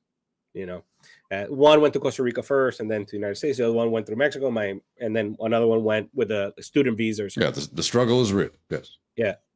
Throughout that entire period of time, my grandmother had to work 2 or 3 jobs, and what gave her that strength to get through that was her constant devotion to praying the rosary and this religion affection that she had for it, right? Mm-hmm. And the thought, as I was praying my rosary in my backyard, as I was praying it, the thought hit me that, I know of women who are in similar or not even that difficult situations who will do immoral things to get ahead, to get money, to improve their situation, And I thought to myself, I said, and that has, downstream effects, right? That the family wouldn't stay together, or that the children of that person would also do, immoral activities, prostitution, whatever the case may be. It's a possibility. It's not guaranteed or anything. It's not guaranteed, but it's a, especially when you don't have a father. I mean, that's why, but that's why believing things that when you just go, this could, without actually going, what did, that's the problem. Well, what did happen was that because of my grandmother's strong faith, she was able to send these kids out over the years, getting paid without having to compromise her moral integrity. And that's what saved me. That's why I have what I have now, is that family nexus that my grandmother was able to hold together, that my father was able to come with my mother, give me that stable household, get me to where I am now. And so as I'm praying the rosary, I realized, man, God saved me before I was even born, because through my grandmother. Well, that was the thought. Okay, I get what you're saying, and I want you to take it from my perspective. Yeah. I think that's kind of fucked up that you give God the credit. I mean, I get that you're saying that it's because of the faith that she had the strength. Right. You're saying the earthquake and the Civil War. What about that? No. Well, okay. Well, no, that's a good point, but that's not where I was going. But that's a very good point. I mean, I told you I was an atheist, bro. Okay. But listen, it's really fucked up in my mind that you give God the credit when you specifically said how strong they were. Yeah. They did these things. Sure, like I said with you, they may have used a thing that they believed to be true as a tool. That was their feather, and that helped them fly. And you say that the feather is the thing that's actually the flying, and it's not. That's what my grandmother tells me. I know, because that's what she believes. I know. But I take her at her word. This is what I say. When I say, that's what I mean, rather, when I say that we are all victims of the assertions and lies that we have inherited from our uninformed ancestors. I'm not saying that the things that we were taught were necessarily bad. Like I said, there are true good things that you can find in almost every religion, right? But there are also horrible things that you find in pretty much every religion. And I'm not down to fight any particular religion. I don't care if it's Hindu. I don't care if it's Islam. I don't care if it's Christianity. The other day I was talking to an American Indian who was telling me that it's the Great Spirit. And it's nonsense. Like it's all stuff that we inherited that people have come to believe in to the point where they think that they are not capable without the belief structure. And my point is that you are capable because you are the one who's doing it all in the first place. Oh, I understand. Let me share something with you, and then let me pose to you a question. Sure. And I don't mean this in any facetious or mean way. I mean this literally with love in my heart. Okay. Mm-hmm. I had resentment towards my parents. Okay. Most kids do. For some reason or another, but yeah, sure. And I'm on deck for some resentment with them in the, you know what I mean? In the future, it's coming, you know? You know that now is the time to make those decisions. That doesn't have to come. Break the cycle. So break the cycle. It No, I doesn't know. I'm have to. trying. Don't lie to your children, Manny. Break the No, cycle. but the resentment is not typically about like Manny, it's about how you're treated. It's you're about what you're sitting exposed here to. saying it's going to happen. Do you want Probably them to have resentment towards you? no. Then choose But differently. let me finish my thing. So I Choose remember. differently. Okay, but let me, and then I'll get to my question. And I remember, so I had resentment with my parents, and it was like, as I look back on it now, it's like for ridiculous things, and I wanted to, and I wanted to like improve my relationship with them because I would find that every time I talked to them, I would have a very short temper, right? And I would explode at comments that they would make. That I would, instead of hearing what they said, I would interpret what they said and in the worst possible way, right? Like Yeah, this, been and it's there. like a pattern, a habitual pattern that I would do to them Mm. and fight with them. And so it was through the inspiration of like reading the gospel and having a little love for Jesus in my heart that I called my parents and I said, "Hey, I just want to let you know that I'm sorry for for my shortcomings as a son, for my shortcomings as an adult, and I want to say that I love you and I appreciate you." At that point, my dad. Oh, did you? Yeah, I think we disconnected.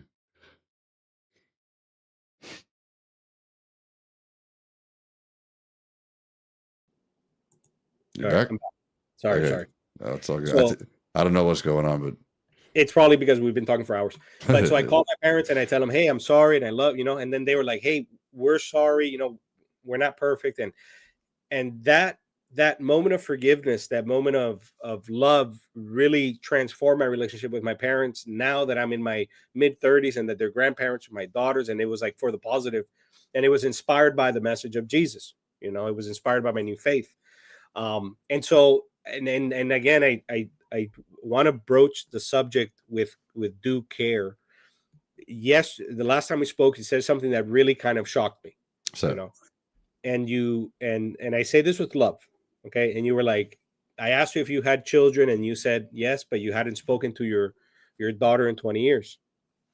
And you know, I understand that you're very passionate about politics and that you rate is very important and all that. I want to know like what happened, man. What, like, you know, why isn't your relationship with your daughter there? You know, like what's going on there? um when I moved from California, I was in a very dark place. I have a daughter and a son. I had, see, my son was like 2 and Kai was like 6. And my relationship with their mother was deteriorating, or had been deteriorating for quite a while. And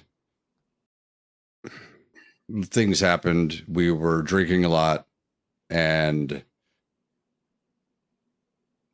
I could not live in the current situation that we weren't together anymore, but we were still living in the same place. And she was going to work and I was babysitting the kids while she was at work. And then when she would get home, I would take off. And every night was, where's daddy going? That kind of thing. And I don't know if I've told you or not. I've been a cutter my whole life. What is that? I this is going to be a long story. I was taught when I was a child that there's power in the blood, right? Okay. And I wanted to find out if that's true or not. So I found out when I was, I think first time I cut myself, I was about 5. And I used to do it like I found a razor blade in my dad's shop and I'd cut in between my fingers and in between my toes, like places I could hide. Yeah. Yeah, because I didn't want to get in trouble. Because I even as a child, I knew it's not normal to just cut yourself. But I had these feelings that if blood is powerful, then my blood must be powerful, right? I mean, this is child's logic. And so over a few years, I progressively got a little more bold in my cuts. And at one point, I cut my arm up pretty good. I mean, again, I was like an 8-year-old. So when I say pretty good, they were scratches by any measure. But for for a parent to see those on an 8-year-old child, it must have been devastating for my mom. You know what I mean? So we got off of my kids and onto me. This is where it comes from. Okay, so this is actually one of the first times I figured out that it was all nonsense. Wednesday night church service, I had some bandages on my arm, and my mom and my new stepdad took me up on stage to be prayed over to get these fresh cuts healed. They were like a day and a half, maybe 2 days old, and they were not healed by any means. And they prayed over me. Everybody's got their eyes closed and their hands up, and they're doing the andala shandala bahala, praying in tongues over me and all that junk. And the pastor, he grabs my arm by the wrist, my little 8-year-old arm, and he yanks it up. And in front of the whole congregation, he rips the bandages off. And he says, "See, by the power of Jesus, these cuts are healing. We could see these cuts being healed." Okay. Right. And they weren't. And it's my arm, dude. And I mean, you talked to me. I'm a pretty astute fellow, right? I was as a child as well. And I was like, those cuts, those are not healing, dude. And I said as much. I've always been pretty honest. And he's like, "Can you see them healing?" And I said, "No, like, no, I cannot." So they redoubled their efforts, right? And pretty soon, he's social pressure to get you to. Right. They're trying to. Yes, you do see him healing, right? Yeah. And he's got my arm up this whole time, and he's dragging me around the stage. I go doing by the power of Jesus and the whole thing, right? And he's casting the spirit of destruction off of me. Casting the demons of cutting, of self-harm, all of that stuff. He's casting all that stuff out of me, and I'm going like, "What the fuck are you talking about, dude?" And then it comes time to see if they're actually healing, right? And he holds my arm up, and he passes the mic, and he puts it in front of my mom's mouth. And says, "Do you see the cuts healing?" And my mother says, "Yes, I do see the cuts healing." And right then and right there, I knew as an 8-year-old child that every adult around me was playing make-believe. And I don't care if you think you have the one true God, Manny.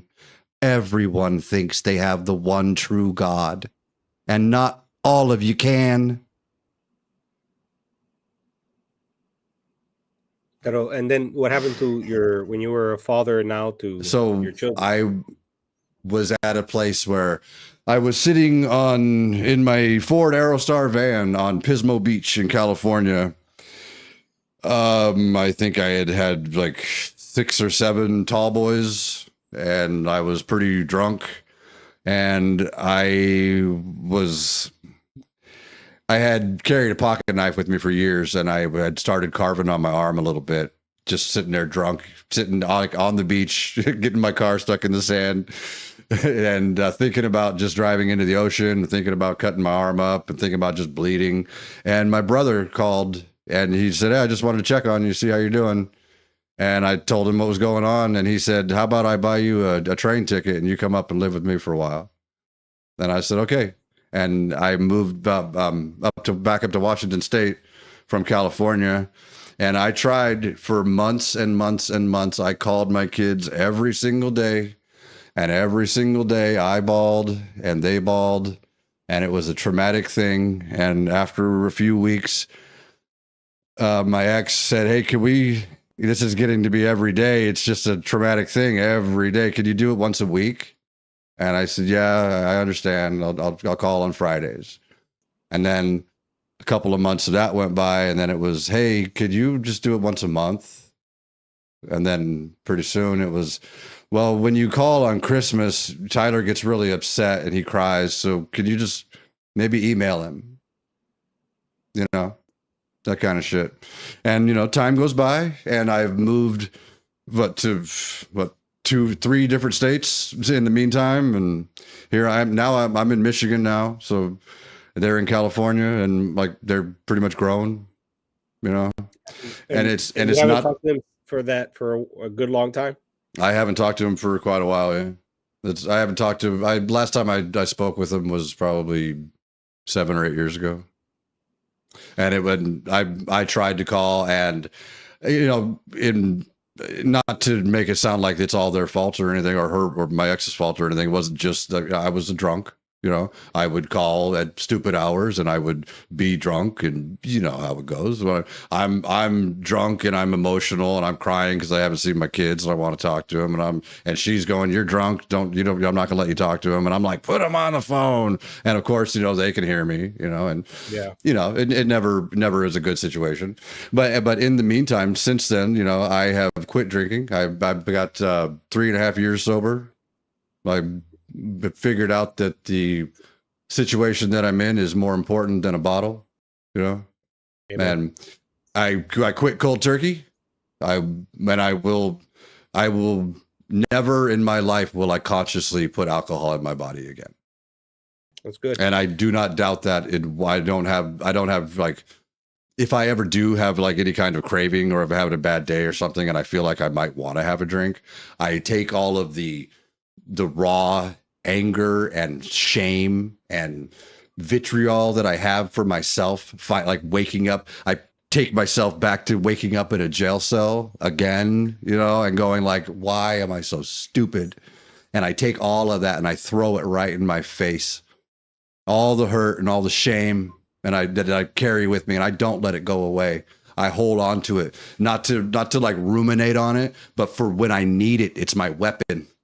If I ever feel like I'm not strong enough, I know I am, because I choose to not be the person that I used to be. And I don't need no feather to do it. I don't need no faith. I don't need no God. I made a decision. I made a choice that I want to be strong mentally. I want to be strong emotionally. And I want to be able to have a conversation with someone that is not dependent on them delving into this fantasy world. I want to talk to you about the situations that are going on in the world, but it's hard because the things that you think are real are not. Well, but Johnny, allow me. So first, I want to say thank you for sharing that. Thank you for opening up a little bit about yourself. We're obviously getting to know each other. I've shared a little bit about myself, and you shared a little bit, and I've never been through anything personally as trying and as difficult as that. You know it, and it sounds like there's a lot of pain involved in the story, pain that fuels your fire, let's say, you know. And I'm not going to pretend to know what words to say to you. I'm not trying to convince you of anything. It's okay. I don't need you to fix me, man. There's one thing I want to tell you is, brother, I think maybe try to forgive yourself, bro. I forgave myself a long time ago. It didn't sound like it. You said that you it. No, I acknowledge it. I hold it so that I know what not to be. Because that guy was not cool. And I acknowledge that. Have you, and again, I'm just asking. Reconnection successful. Oh, you were there.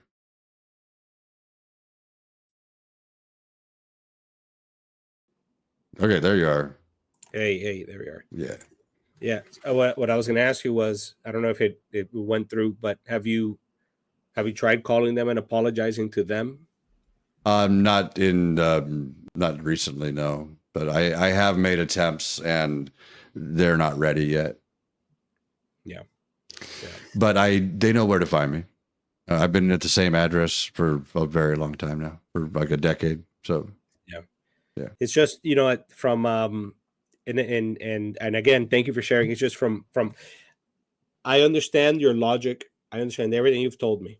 I understand even the political views and how outrageous my Your stances, how outrageous your stances. Yes. I know. I understand all that. That should be an impetus for you to change. But what I'm going to say is that like, I find the story that you've just shared with me to be much more compelling than anything you've told me prior. Okay. You know, compelling for what?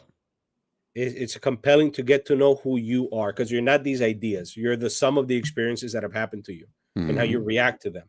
Yeah.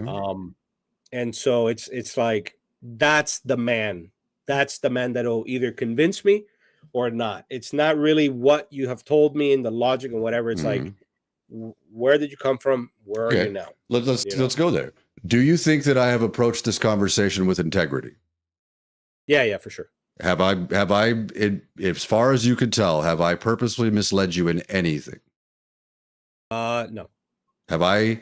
Do you think that I have, with all honest intention, been trying to convey true and correct information to you? This is what I mean. So I know that the easy answer is yes. But because that's what you feel, right? That was my only question. Is that how you feel? No. You don't feel like I'm being honest with you? Like I'm giving you the straight and narrow? No, you are. But that's not what I feel. Okay.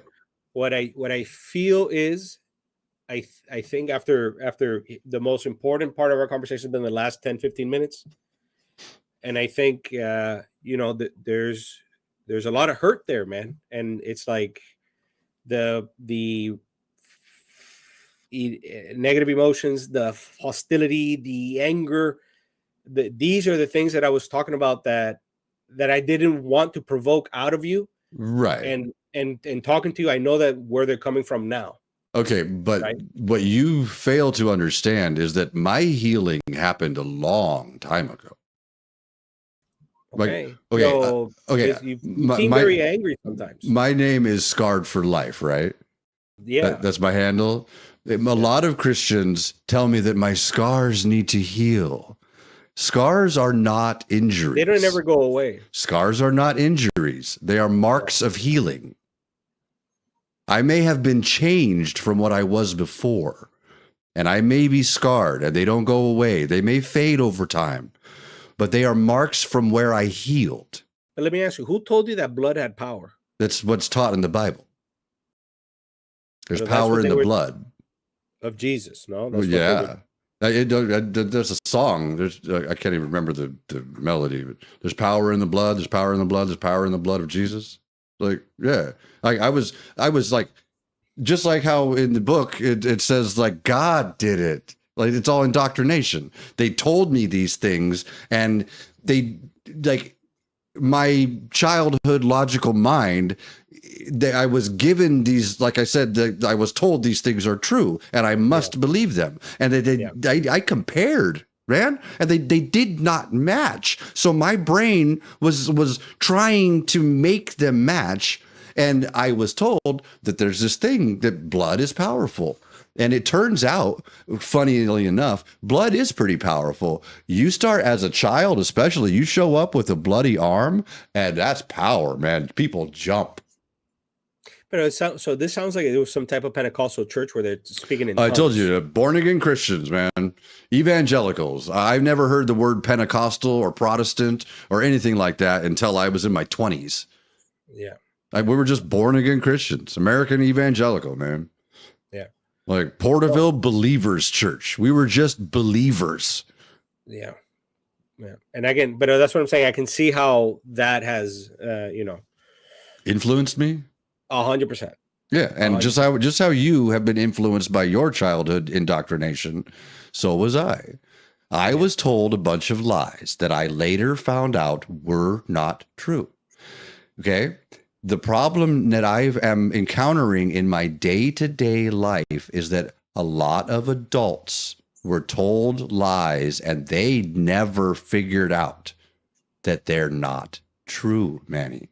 But this is what I mean. And this is, I like where this conversation is going. It's like, you bring up a lot of really articulate and well-founded and research issues with the Trump administration and this policies, et cetera, et cetera. Mm-hmm. And I understand your concern, but I think that's like, in my life anyways, it's like a third or fourth priority. And that's really fucked up that you say that. You have young children. Do you want those are my priority? Yes, those are my priority. Manny.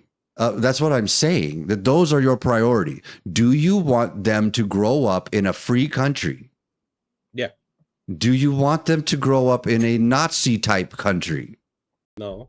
Then why did you vote for the Nazi? Okay, again, I disagree that he's a Nazi. You know, it's very funny when someone like dines with Nazis and they have them at their house. But even let's say, and they hold up members of the Ku Klux Klan. Listen, this like is my point. What does it take to show you something, dude? This is what I mean. Let's say that I concede everything, that KKK and the Nazis. I concede this to you. Do you know that Trump's a racist? But part and parcel, I concede that he's a racist. Okay, part and parcel. What I'm saying is, it's like the amount of influence I have over these things. I'm not a senator. I'm not a representative. I'm nobody. Bro. I know. It doesn't matter. I know. My vote doesn't even matter. Would you have preferred if I didn't vote? You know what I mean? I would have preferred. I voted for Kamala Harris, would have preferred that you had made a civilly functional decision. That you would have seen. You would have seen. Still would have won. Right? No, that's what I just got done saying. If enough people care, things can change, right? Okay, but what I'm saying, right? Okay, that's a question, right? No, I don't think so. If enough people care. Because they're not going to care the way you think. No. Listen and answer, okay? If enough people care about any given issue and they want it to be different, can that issue be changed? Yes. Okay. So in any given election. But what I'm telling you is, the side of the coin that you're not seeing is the people that voted for Trump, they would repeat the same thing to you. We care. I know. I know that you care. That leads me, but not to spin the circle, but that leads me back to what my greater point is. It's like you and I, in these types of conversations about politics and whatever, our power is so little because it's one vote anyways. Yes. Right? We have more power over our lives and the positivity that we have based on the relationship we have with people. Manny. What you're saying is that your civic duty doesn't matter. It doesn't matter as much as my family. Manny, if the civics, if you fail in your civic duty and society crumbles, how does that affect your family? No, let me rephrase the question. Would you rather fail your civic duty or fail your family? Manny, if you fail your civic duty, you have failed your family. Not necessarily, but that's not. If I answered you like that, you would say it's a simple question. Answer the question. If you had to choose between failing your civic duty or failing your family, I did answer, and I'm saying if you fail your civic duty, you thereby fail your family. Yeah, but that's not a non-answer. That's a non-answer. No, it's not. Now who's being dishonest? Manny, that's not being dishonest, and it's not a non-answer. Right there. It's a simple question. If you had to choose between one or the other, right? I mean, let's say it's because of an argument or whatever it's going to generate that's going to cause you strife in your family, right? It doesn't have to be apocalyptic. Would you rather fail your civic duties or would you rather fail your family? Manny, I chose my civic duties over my birth family. I don't speak to my mother and my stepdad or any of my siblings. That's what I mean. That's the difference between you and me. I couldn't do that. Do you know why I don't? Because they're Trump supporters and whatever? Because they lie constantly to my face. And I don't like it when people lie to me. Do you like it when people lie to you? If it was family, I would put up with it. Well, that's the thing with having standards. Is I don't put up with it from anybody. No, but this is where that's pride. Wait, bullshit, who am I, Manny. Nobody. No, it's called having standards. I don't fucking like to be lied to by anybody. And if you want to lie to me, I'll call you out. I have called you out. Okay. So, pero coño, the standards could be a little laxer. Maybe they were drug addicts or something, and they were like positively harming you, like physically or stealing from you. Okay, I get it. But what they're telling you about God, is that what it is? That's the lies that they're telling you. Well, that's part of it. The last time I spoke with my stepfather was, okay, here's the story. My stepbrother called me up. This has happened years ago. I was still drinking then. Actually, I wasn't drinking. I was partaking in cough syrup at the time. But anyway, my stepbrother called me up and said the situation that he was in was unsustainable and could he move in here with me? I live with my girlfriend and I did not have the power to tell him, yes, you can move in. It took me 3 months to convince her to allow him to come from South Dakota and stay here long enough to get on his feet. Okay. We prepared a room for him. We told him we're going to come pick you up. We had a date. We were getting, oh, damn it. No, I'm here. I hear you. Can you hear me? Are you here? I'm here, but my camera, something happened. Okay. You hear me? Maybe I hang up real quick and I come right back and you tell me the story. Okay. All right. I'm not quite sure how we got on the meet. Okay. There you are. How about that? Okay. So my brother calls and asks me, he begs me to get him in here. I get her after 3 months. She finally concedes and said, okay, he can have the other room to get set up. We get the whole room. We actually get a bed for him. I got a TV. I had it all set up. It was the day we were going to go get him. And I called him up and to tell him, hey, we're on our way. And he wouldn't answer the phone. And I was like, what the fuck? And I try. I end up calling my mom's house and my stepdad gets on the phone and says, if you show up here, I'm going to have to shoot you. And I was like, your son begged me to come get him. What are you talking about? And he said, you're telling him that you're going to come and take him. And I said, is he drunk? And Dad said, I don't know.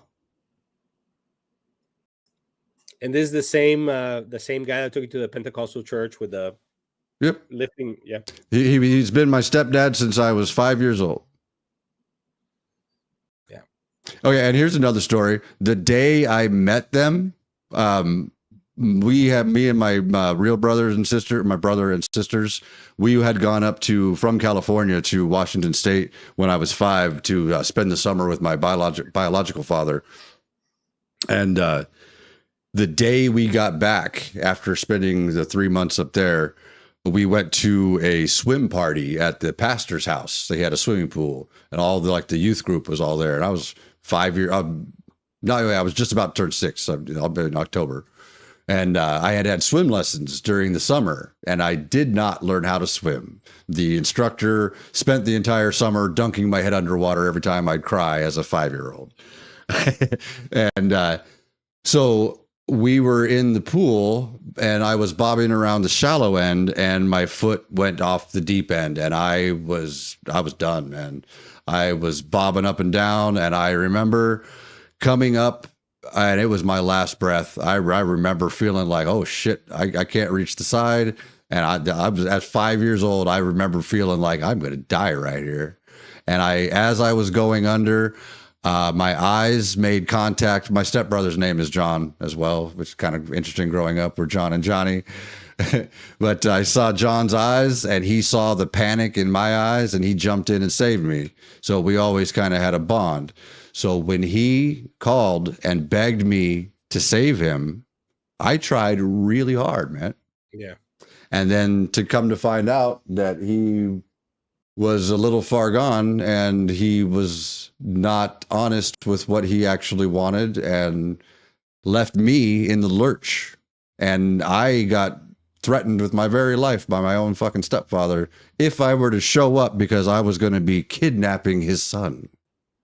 Yeah. Who begged for me to get him out of that situation. But anyway, that was years ago. And I have talked to my mom a few times since then. I don't talk to my stepdad because that's just unforgivable in my book. That he would even reach that conclusion that would be a proper response to his supposed son, right?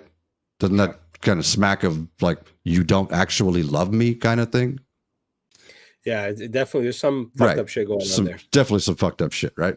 So anyway, I have talked to my mom a few times, and as I said, I quit drinking, and as part of that healing process, becoming a sober man again, I reached out to my mom and I tried to talk to her about some things, and I told her that I was at a point in my healing, in my journey, that I needed to confront a few things with her, and some of them were religion, and there was more than that, but I told her that I needed to talk to her, and she told me, she stays up all night and sleeps during the morning or whatever, and it was like I had called her at like 9 o'clock in the morning. She said, well, I'm going to bed right now, I'll let you know when I'm ready to talk to you about this. Okay, so I just let it sit. And 3 months went by before I reached out to her. And I said, Mom, are you ready to talk about it now? And she said, well, I thought you were going to talk about it back then. And I said, Mom, you told me you'd let me know when you were ready to talk because it was going to be a heavy conversation. And you never bothered to even check with me. And she goes, oh, well, I didn't think it was very important.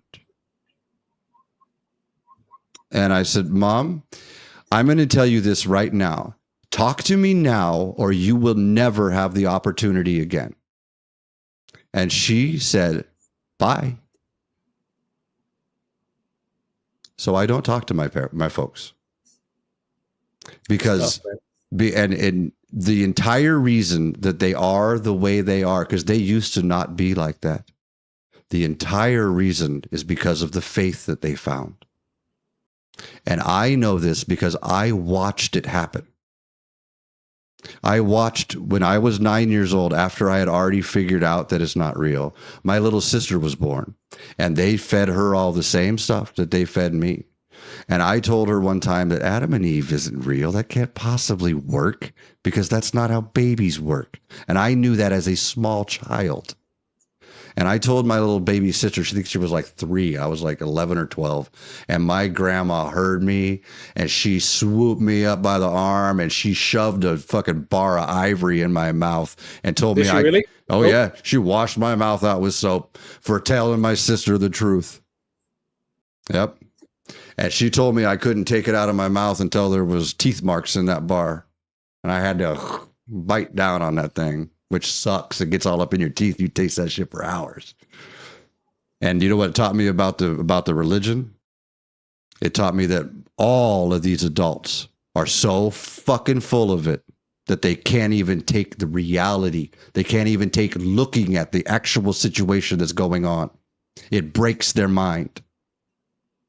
And that's what's going on with you. And you're 35 years old, right?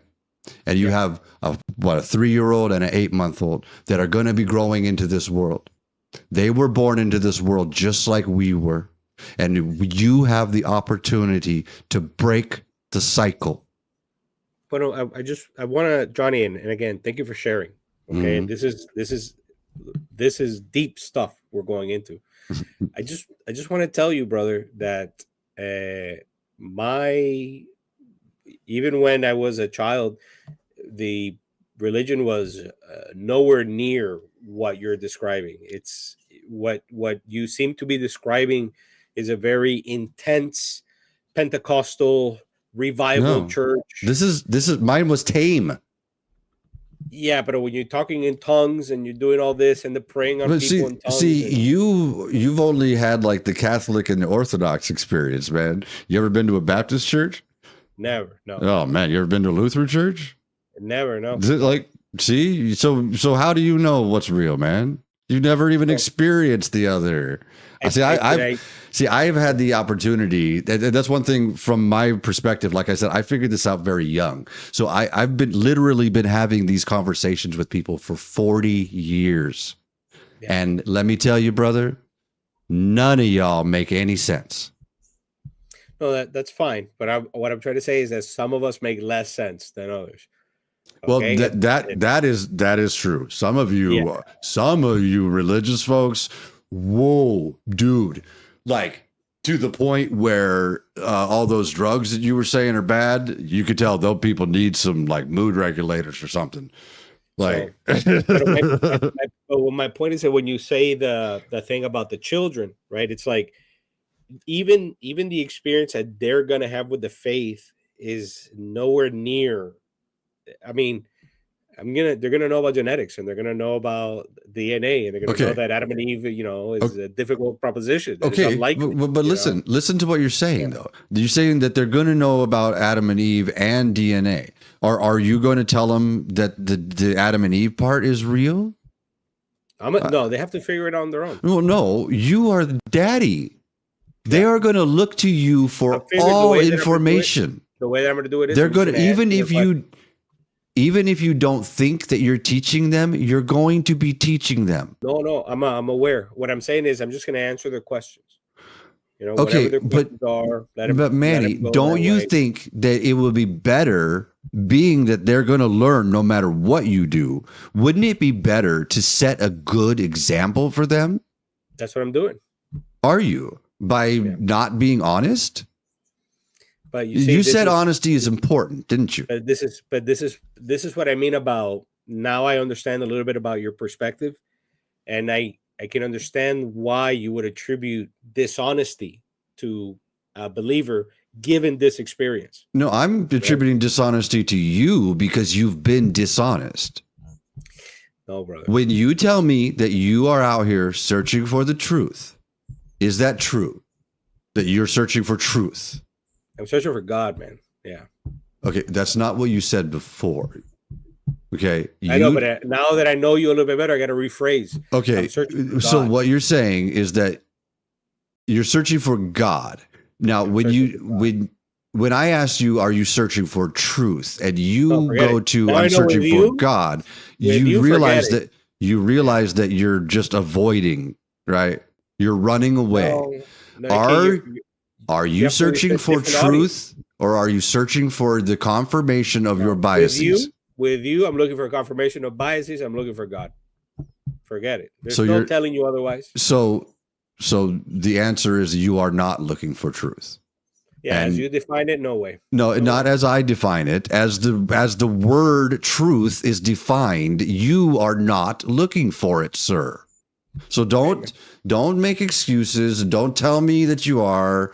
Don't tell me that you're looking for God, because if you were looking for God, you wouldn't be saying, I found the one true one. When you've never experienced a Baptist God, you never experienced the Lutheran God, you never experienced the Islamic God, you never experienced the Viking God, you never experienced the God of what is his name, Quetzalcoatl of the Aztecs or Mayans or whatever. You never experienced Shiva. You never experienced any of these things, but you say that you found the one and true. So don't tell me you're looking for truth, and don't tell me you're looking for God. You're looking for the thing you already decided is true. Okay, I know, Johnny. Listen, and I appreciate you. I don't think you do, man. I don't. But Johnny, this is the thing, Johnny. I don't think you recognize how much you load the conversation with your own rigid. You're like, the truth means this. It means this. It means this. It's relative, brother. Manny, okay? If something is true, is it true? Yes. If something is false, is it false? Yes. Can something be true and false? No. So what are you talking about? When I say what is true, I'm not saying my rigid definition of what truth is. There is a definition of what truth is. This is what I'm saying. You're putting your experiences of religion, right, that you've had, and you're putting it on me. No, sir. Yeah, you are. No, Manny, I'm not. I'm trying my hardest to get you to understand that the things you have been taught, whether they are helpful to you or not, are not true. And the reason that the problems of the world are as great as they are and are becoming on a daily basis even more so is because people don't care. They are stuck in their made up belief systems where they don't care about what's true. You don't care about what's true. Johnny, I think the reason the world is so messed up is because we and this is like a symptom. It's we don't even have family in some cases, man. Okay, the people that are supposed to love us don't love us. The people that are supposed to care about us don't care about us. Yeah. The people that are supposed to And take you and give you right and wrong, and a don't. lot of those things that happen in those circumstances are because of these religions. Okay, it may very well be. Okay, especially given your examples. So especially given your example. So if all of these bad things happen because of these religions, why are we keeping the thing? This is what I mean. You're putting your experiences. No, man. I'm talking about the subjective religious experience in humanity. I'm not talking about my experiences. Are you not aware? You said yourself the systemic problems with the church. I know some problems, yeah, for sure. Them like defending and like helping fucking child abusers escape justice, moving them around. Yeah, like you don't think that's a problem? Of course. So why should the organization be a thing? And Johnny, if it's this horrible thing that doesn't do good. Okay, Johnny, this is the difference, Johnny. God, your brain is broken, man. No, Johnny, what I'm trying to tell you is that the words of Jesus Christ have a healing effect. No, they don't. How do you know? And how do you know what he said? Jesus, dude. How do you know what he said? I'm going to tell you right now, it's not going to be the Pentecostal church that's speaking in tongues and all this. It's going to be the churches that inherit the lessons from the apostles. So, Johnny, it's forgiveness is very important. Jesus told us that he was asked, how many times do you have to forgive somebody? 7 times. And Jesus says 77. And what he meant was infinite forgiveness. And I'm glad that you've forgiven yourself, and I hope that you can forgive your stepfather and your mother for all the numerous things you've said. That's probably not going to happen. I don't think Johnny, that. Try. No. That's not how forgiveness works. It's not for me to try to forgive them. If they want forgiveness, they try. You have to forgive them in your heart, Johnny. Bullshit. I don't have to do anything.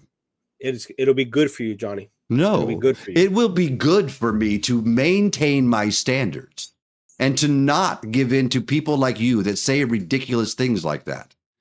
Forgiveness does not work like that.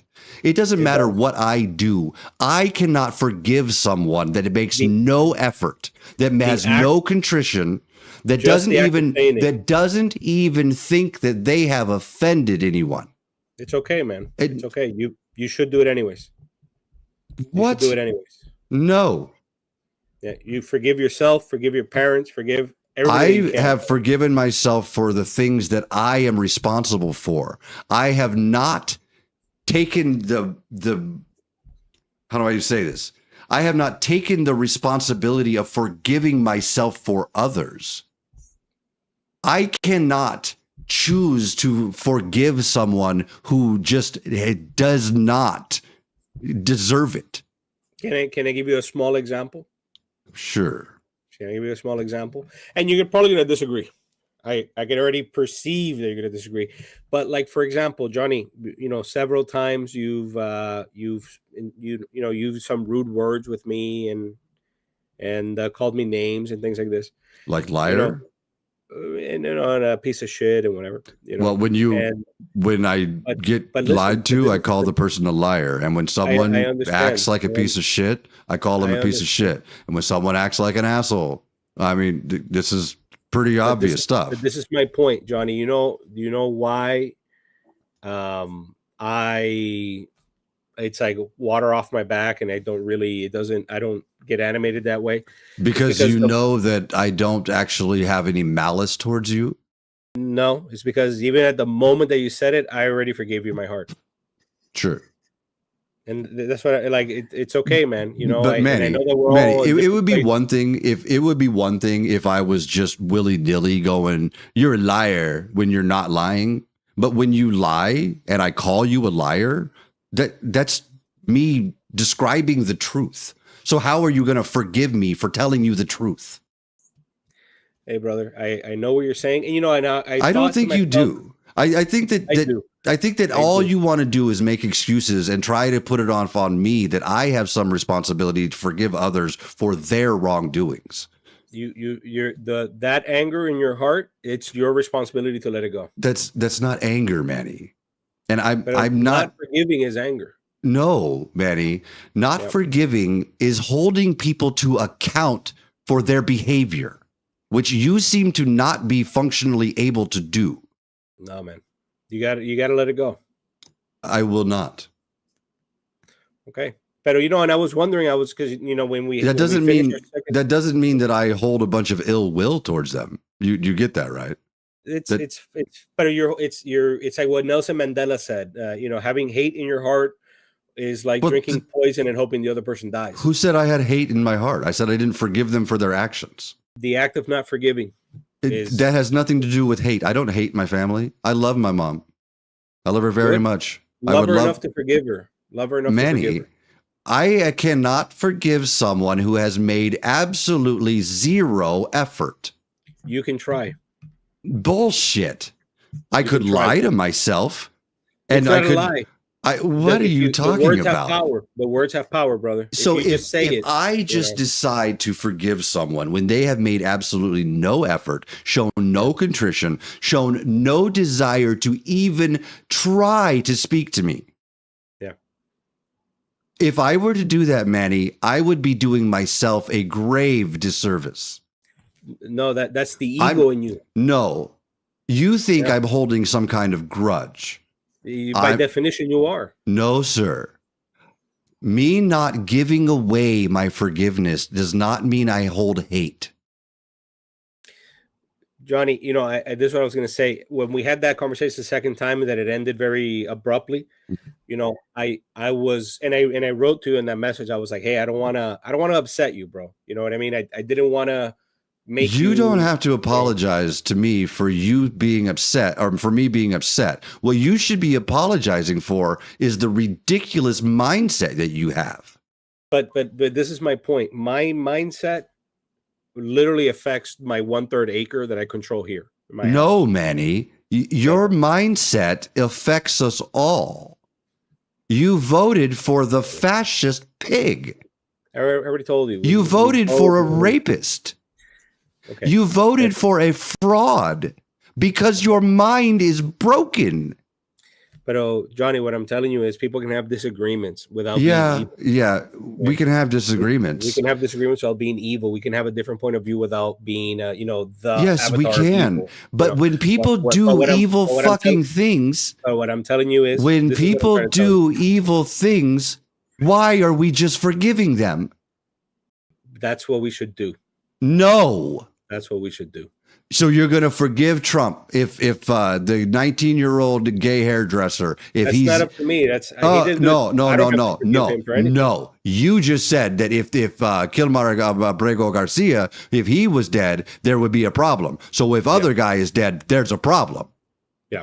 So you would just forgive Donald Trump because he murdered someone. He didn't do anything to me. There's nothing for me to forgive him. You understand? That would be like the family of Kilmar or whoever the victims are. That's up to their prerogative. Manny, why are you making excuses for the evil? No. You keep zooming out. I want to zoom in on our lives, what we have control over. Yes, like voting, that we have control like doing your civic duty and making an informed decision and voting for the candidate who is qualified for the office. Listen, and voting against the evil. I was wondering. I was like, should I talk to Johnny? Should I not? I don't want to make him upset. No, I think that we should. I think that we're going to end up having another conversation because I don't think that I'm done with you, bro. Because I know after having all of these conversations, I know for a fact that you're not a stupid man, Manny. Okay, but if I'm not a stupid man, just listen to me. What I'm trying to tell you is, my only message to you is not that Trump is good. It's not that God is real and whatever. Forget about all of that, bro. After talking to you, my only message to you is, hey, forgive. Just forgive, brother. Okay? Manny, that's my only message. I have no problem forgiving people. No, like if they deserve it. No, you have to forgive them, bro. No. That's the only way you're going to really, get over this, man. Manny, I'm not stuck on this. I'm okay with where I am.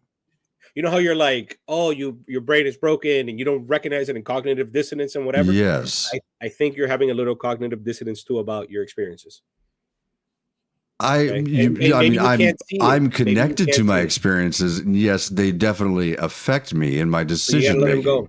You got to let them go. Absolutely not. The same way that I will never let the feelings of how bad it felt to be the drunk. I will But never let I will forgive never yourself, let those brother. feelings go. I will hold on to them and I will hold them close so that if I ever want to, for some stupid reason, want to dally down that path again, I have a roadblock to throw up in my own path. Okay, brother. You know, that's the way you want to handle it. I Hey, know how I would Manny, handle it. I know You how know, you would handle it. You handle it by just going, oh, it doesn't matter. no, I would handle it by offering it at the feet of Jesus. That's saying it doesn't matter. It's at the And contrary. that's playing make believe. That's what I'm telling you. I'm not trying to tell you to believe in That's God, the bro. difference between what we're doing in these two scenarios. You are just saying, Forgiveness whatever. is real. I Forgiveness is forgive real. you because that's what I'm doing for myself. I'm not forgiving someone who is not contrite and who is not even trying to even make amends. I am doing that for me Yeah, because but this is my point. no, I'm sure if you were to you call think your that that's a people and you would weakness. apologize, See, you maybe you think that's a apologize to them. weakness and you are wrong. That is It's not a weakness. If they want forgiveness, then they will deserve forgiveness. or try to call them and be like, "Hey, I'm sorry." No, I'm You not know? sorry for trying to talk to my own mother. I'm not No, not sorry. for that. Not for that, No, Johnny. I'm sure I'm there's not been 20 sorry for years telling of her something. what? I'm not sorry for There's telling got to be her something you're sorry about with your mom that you said an unkind word or something.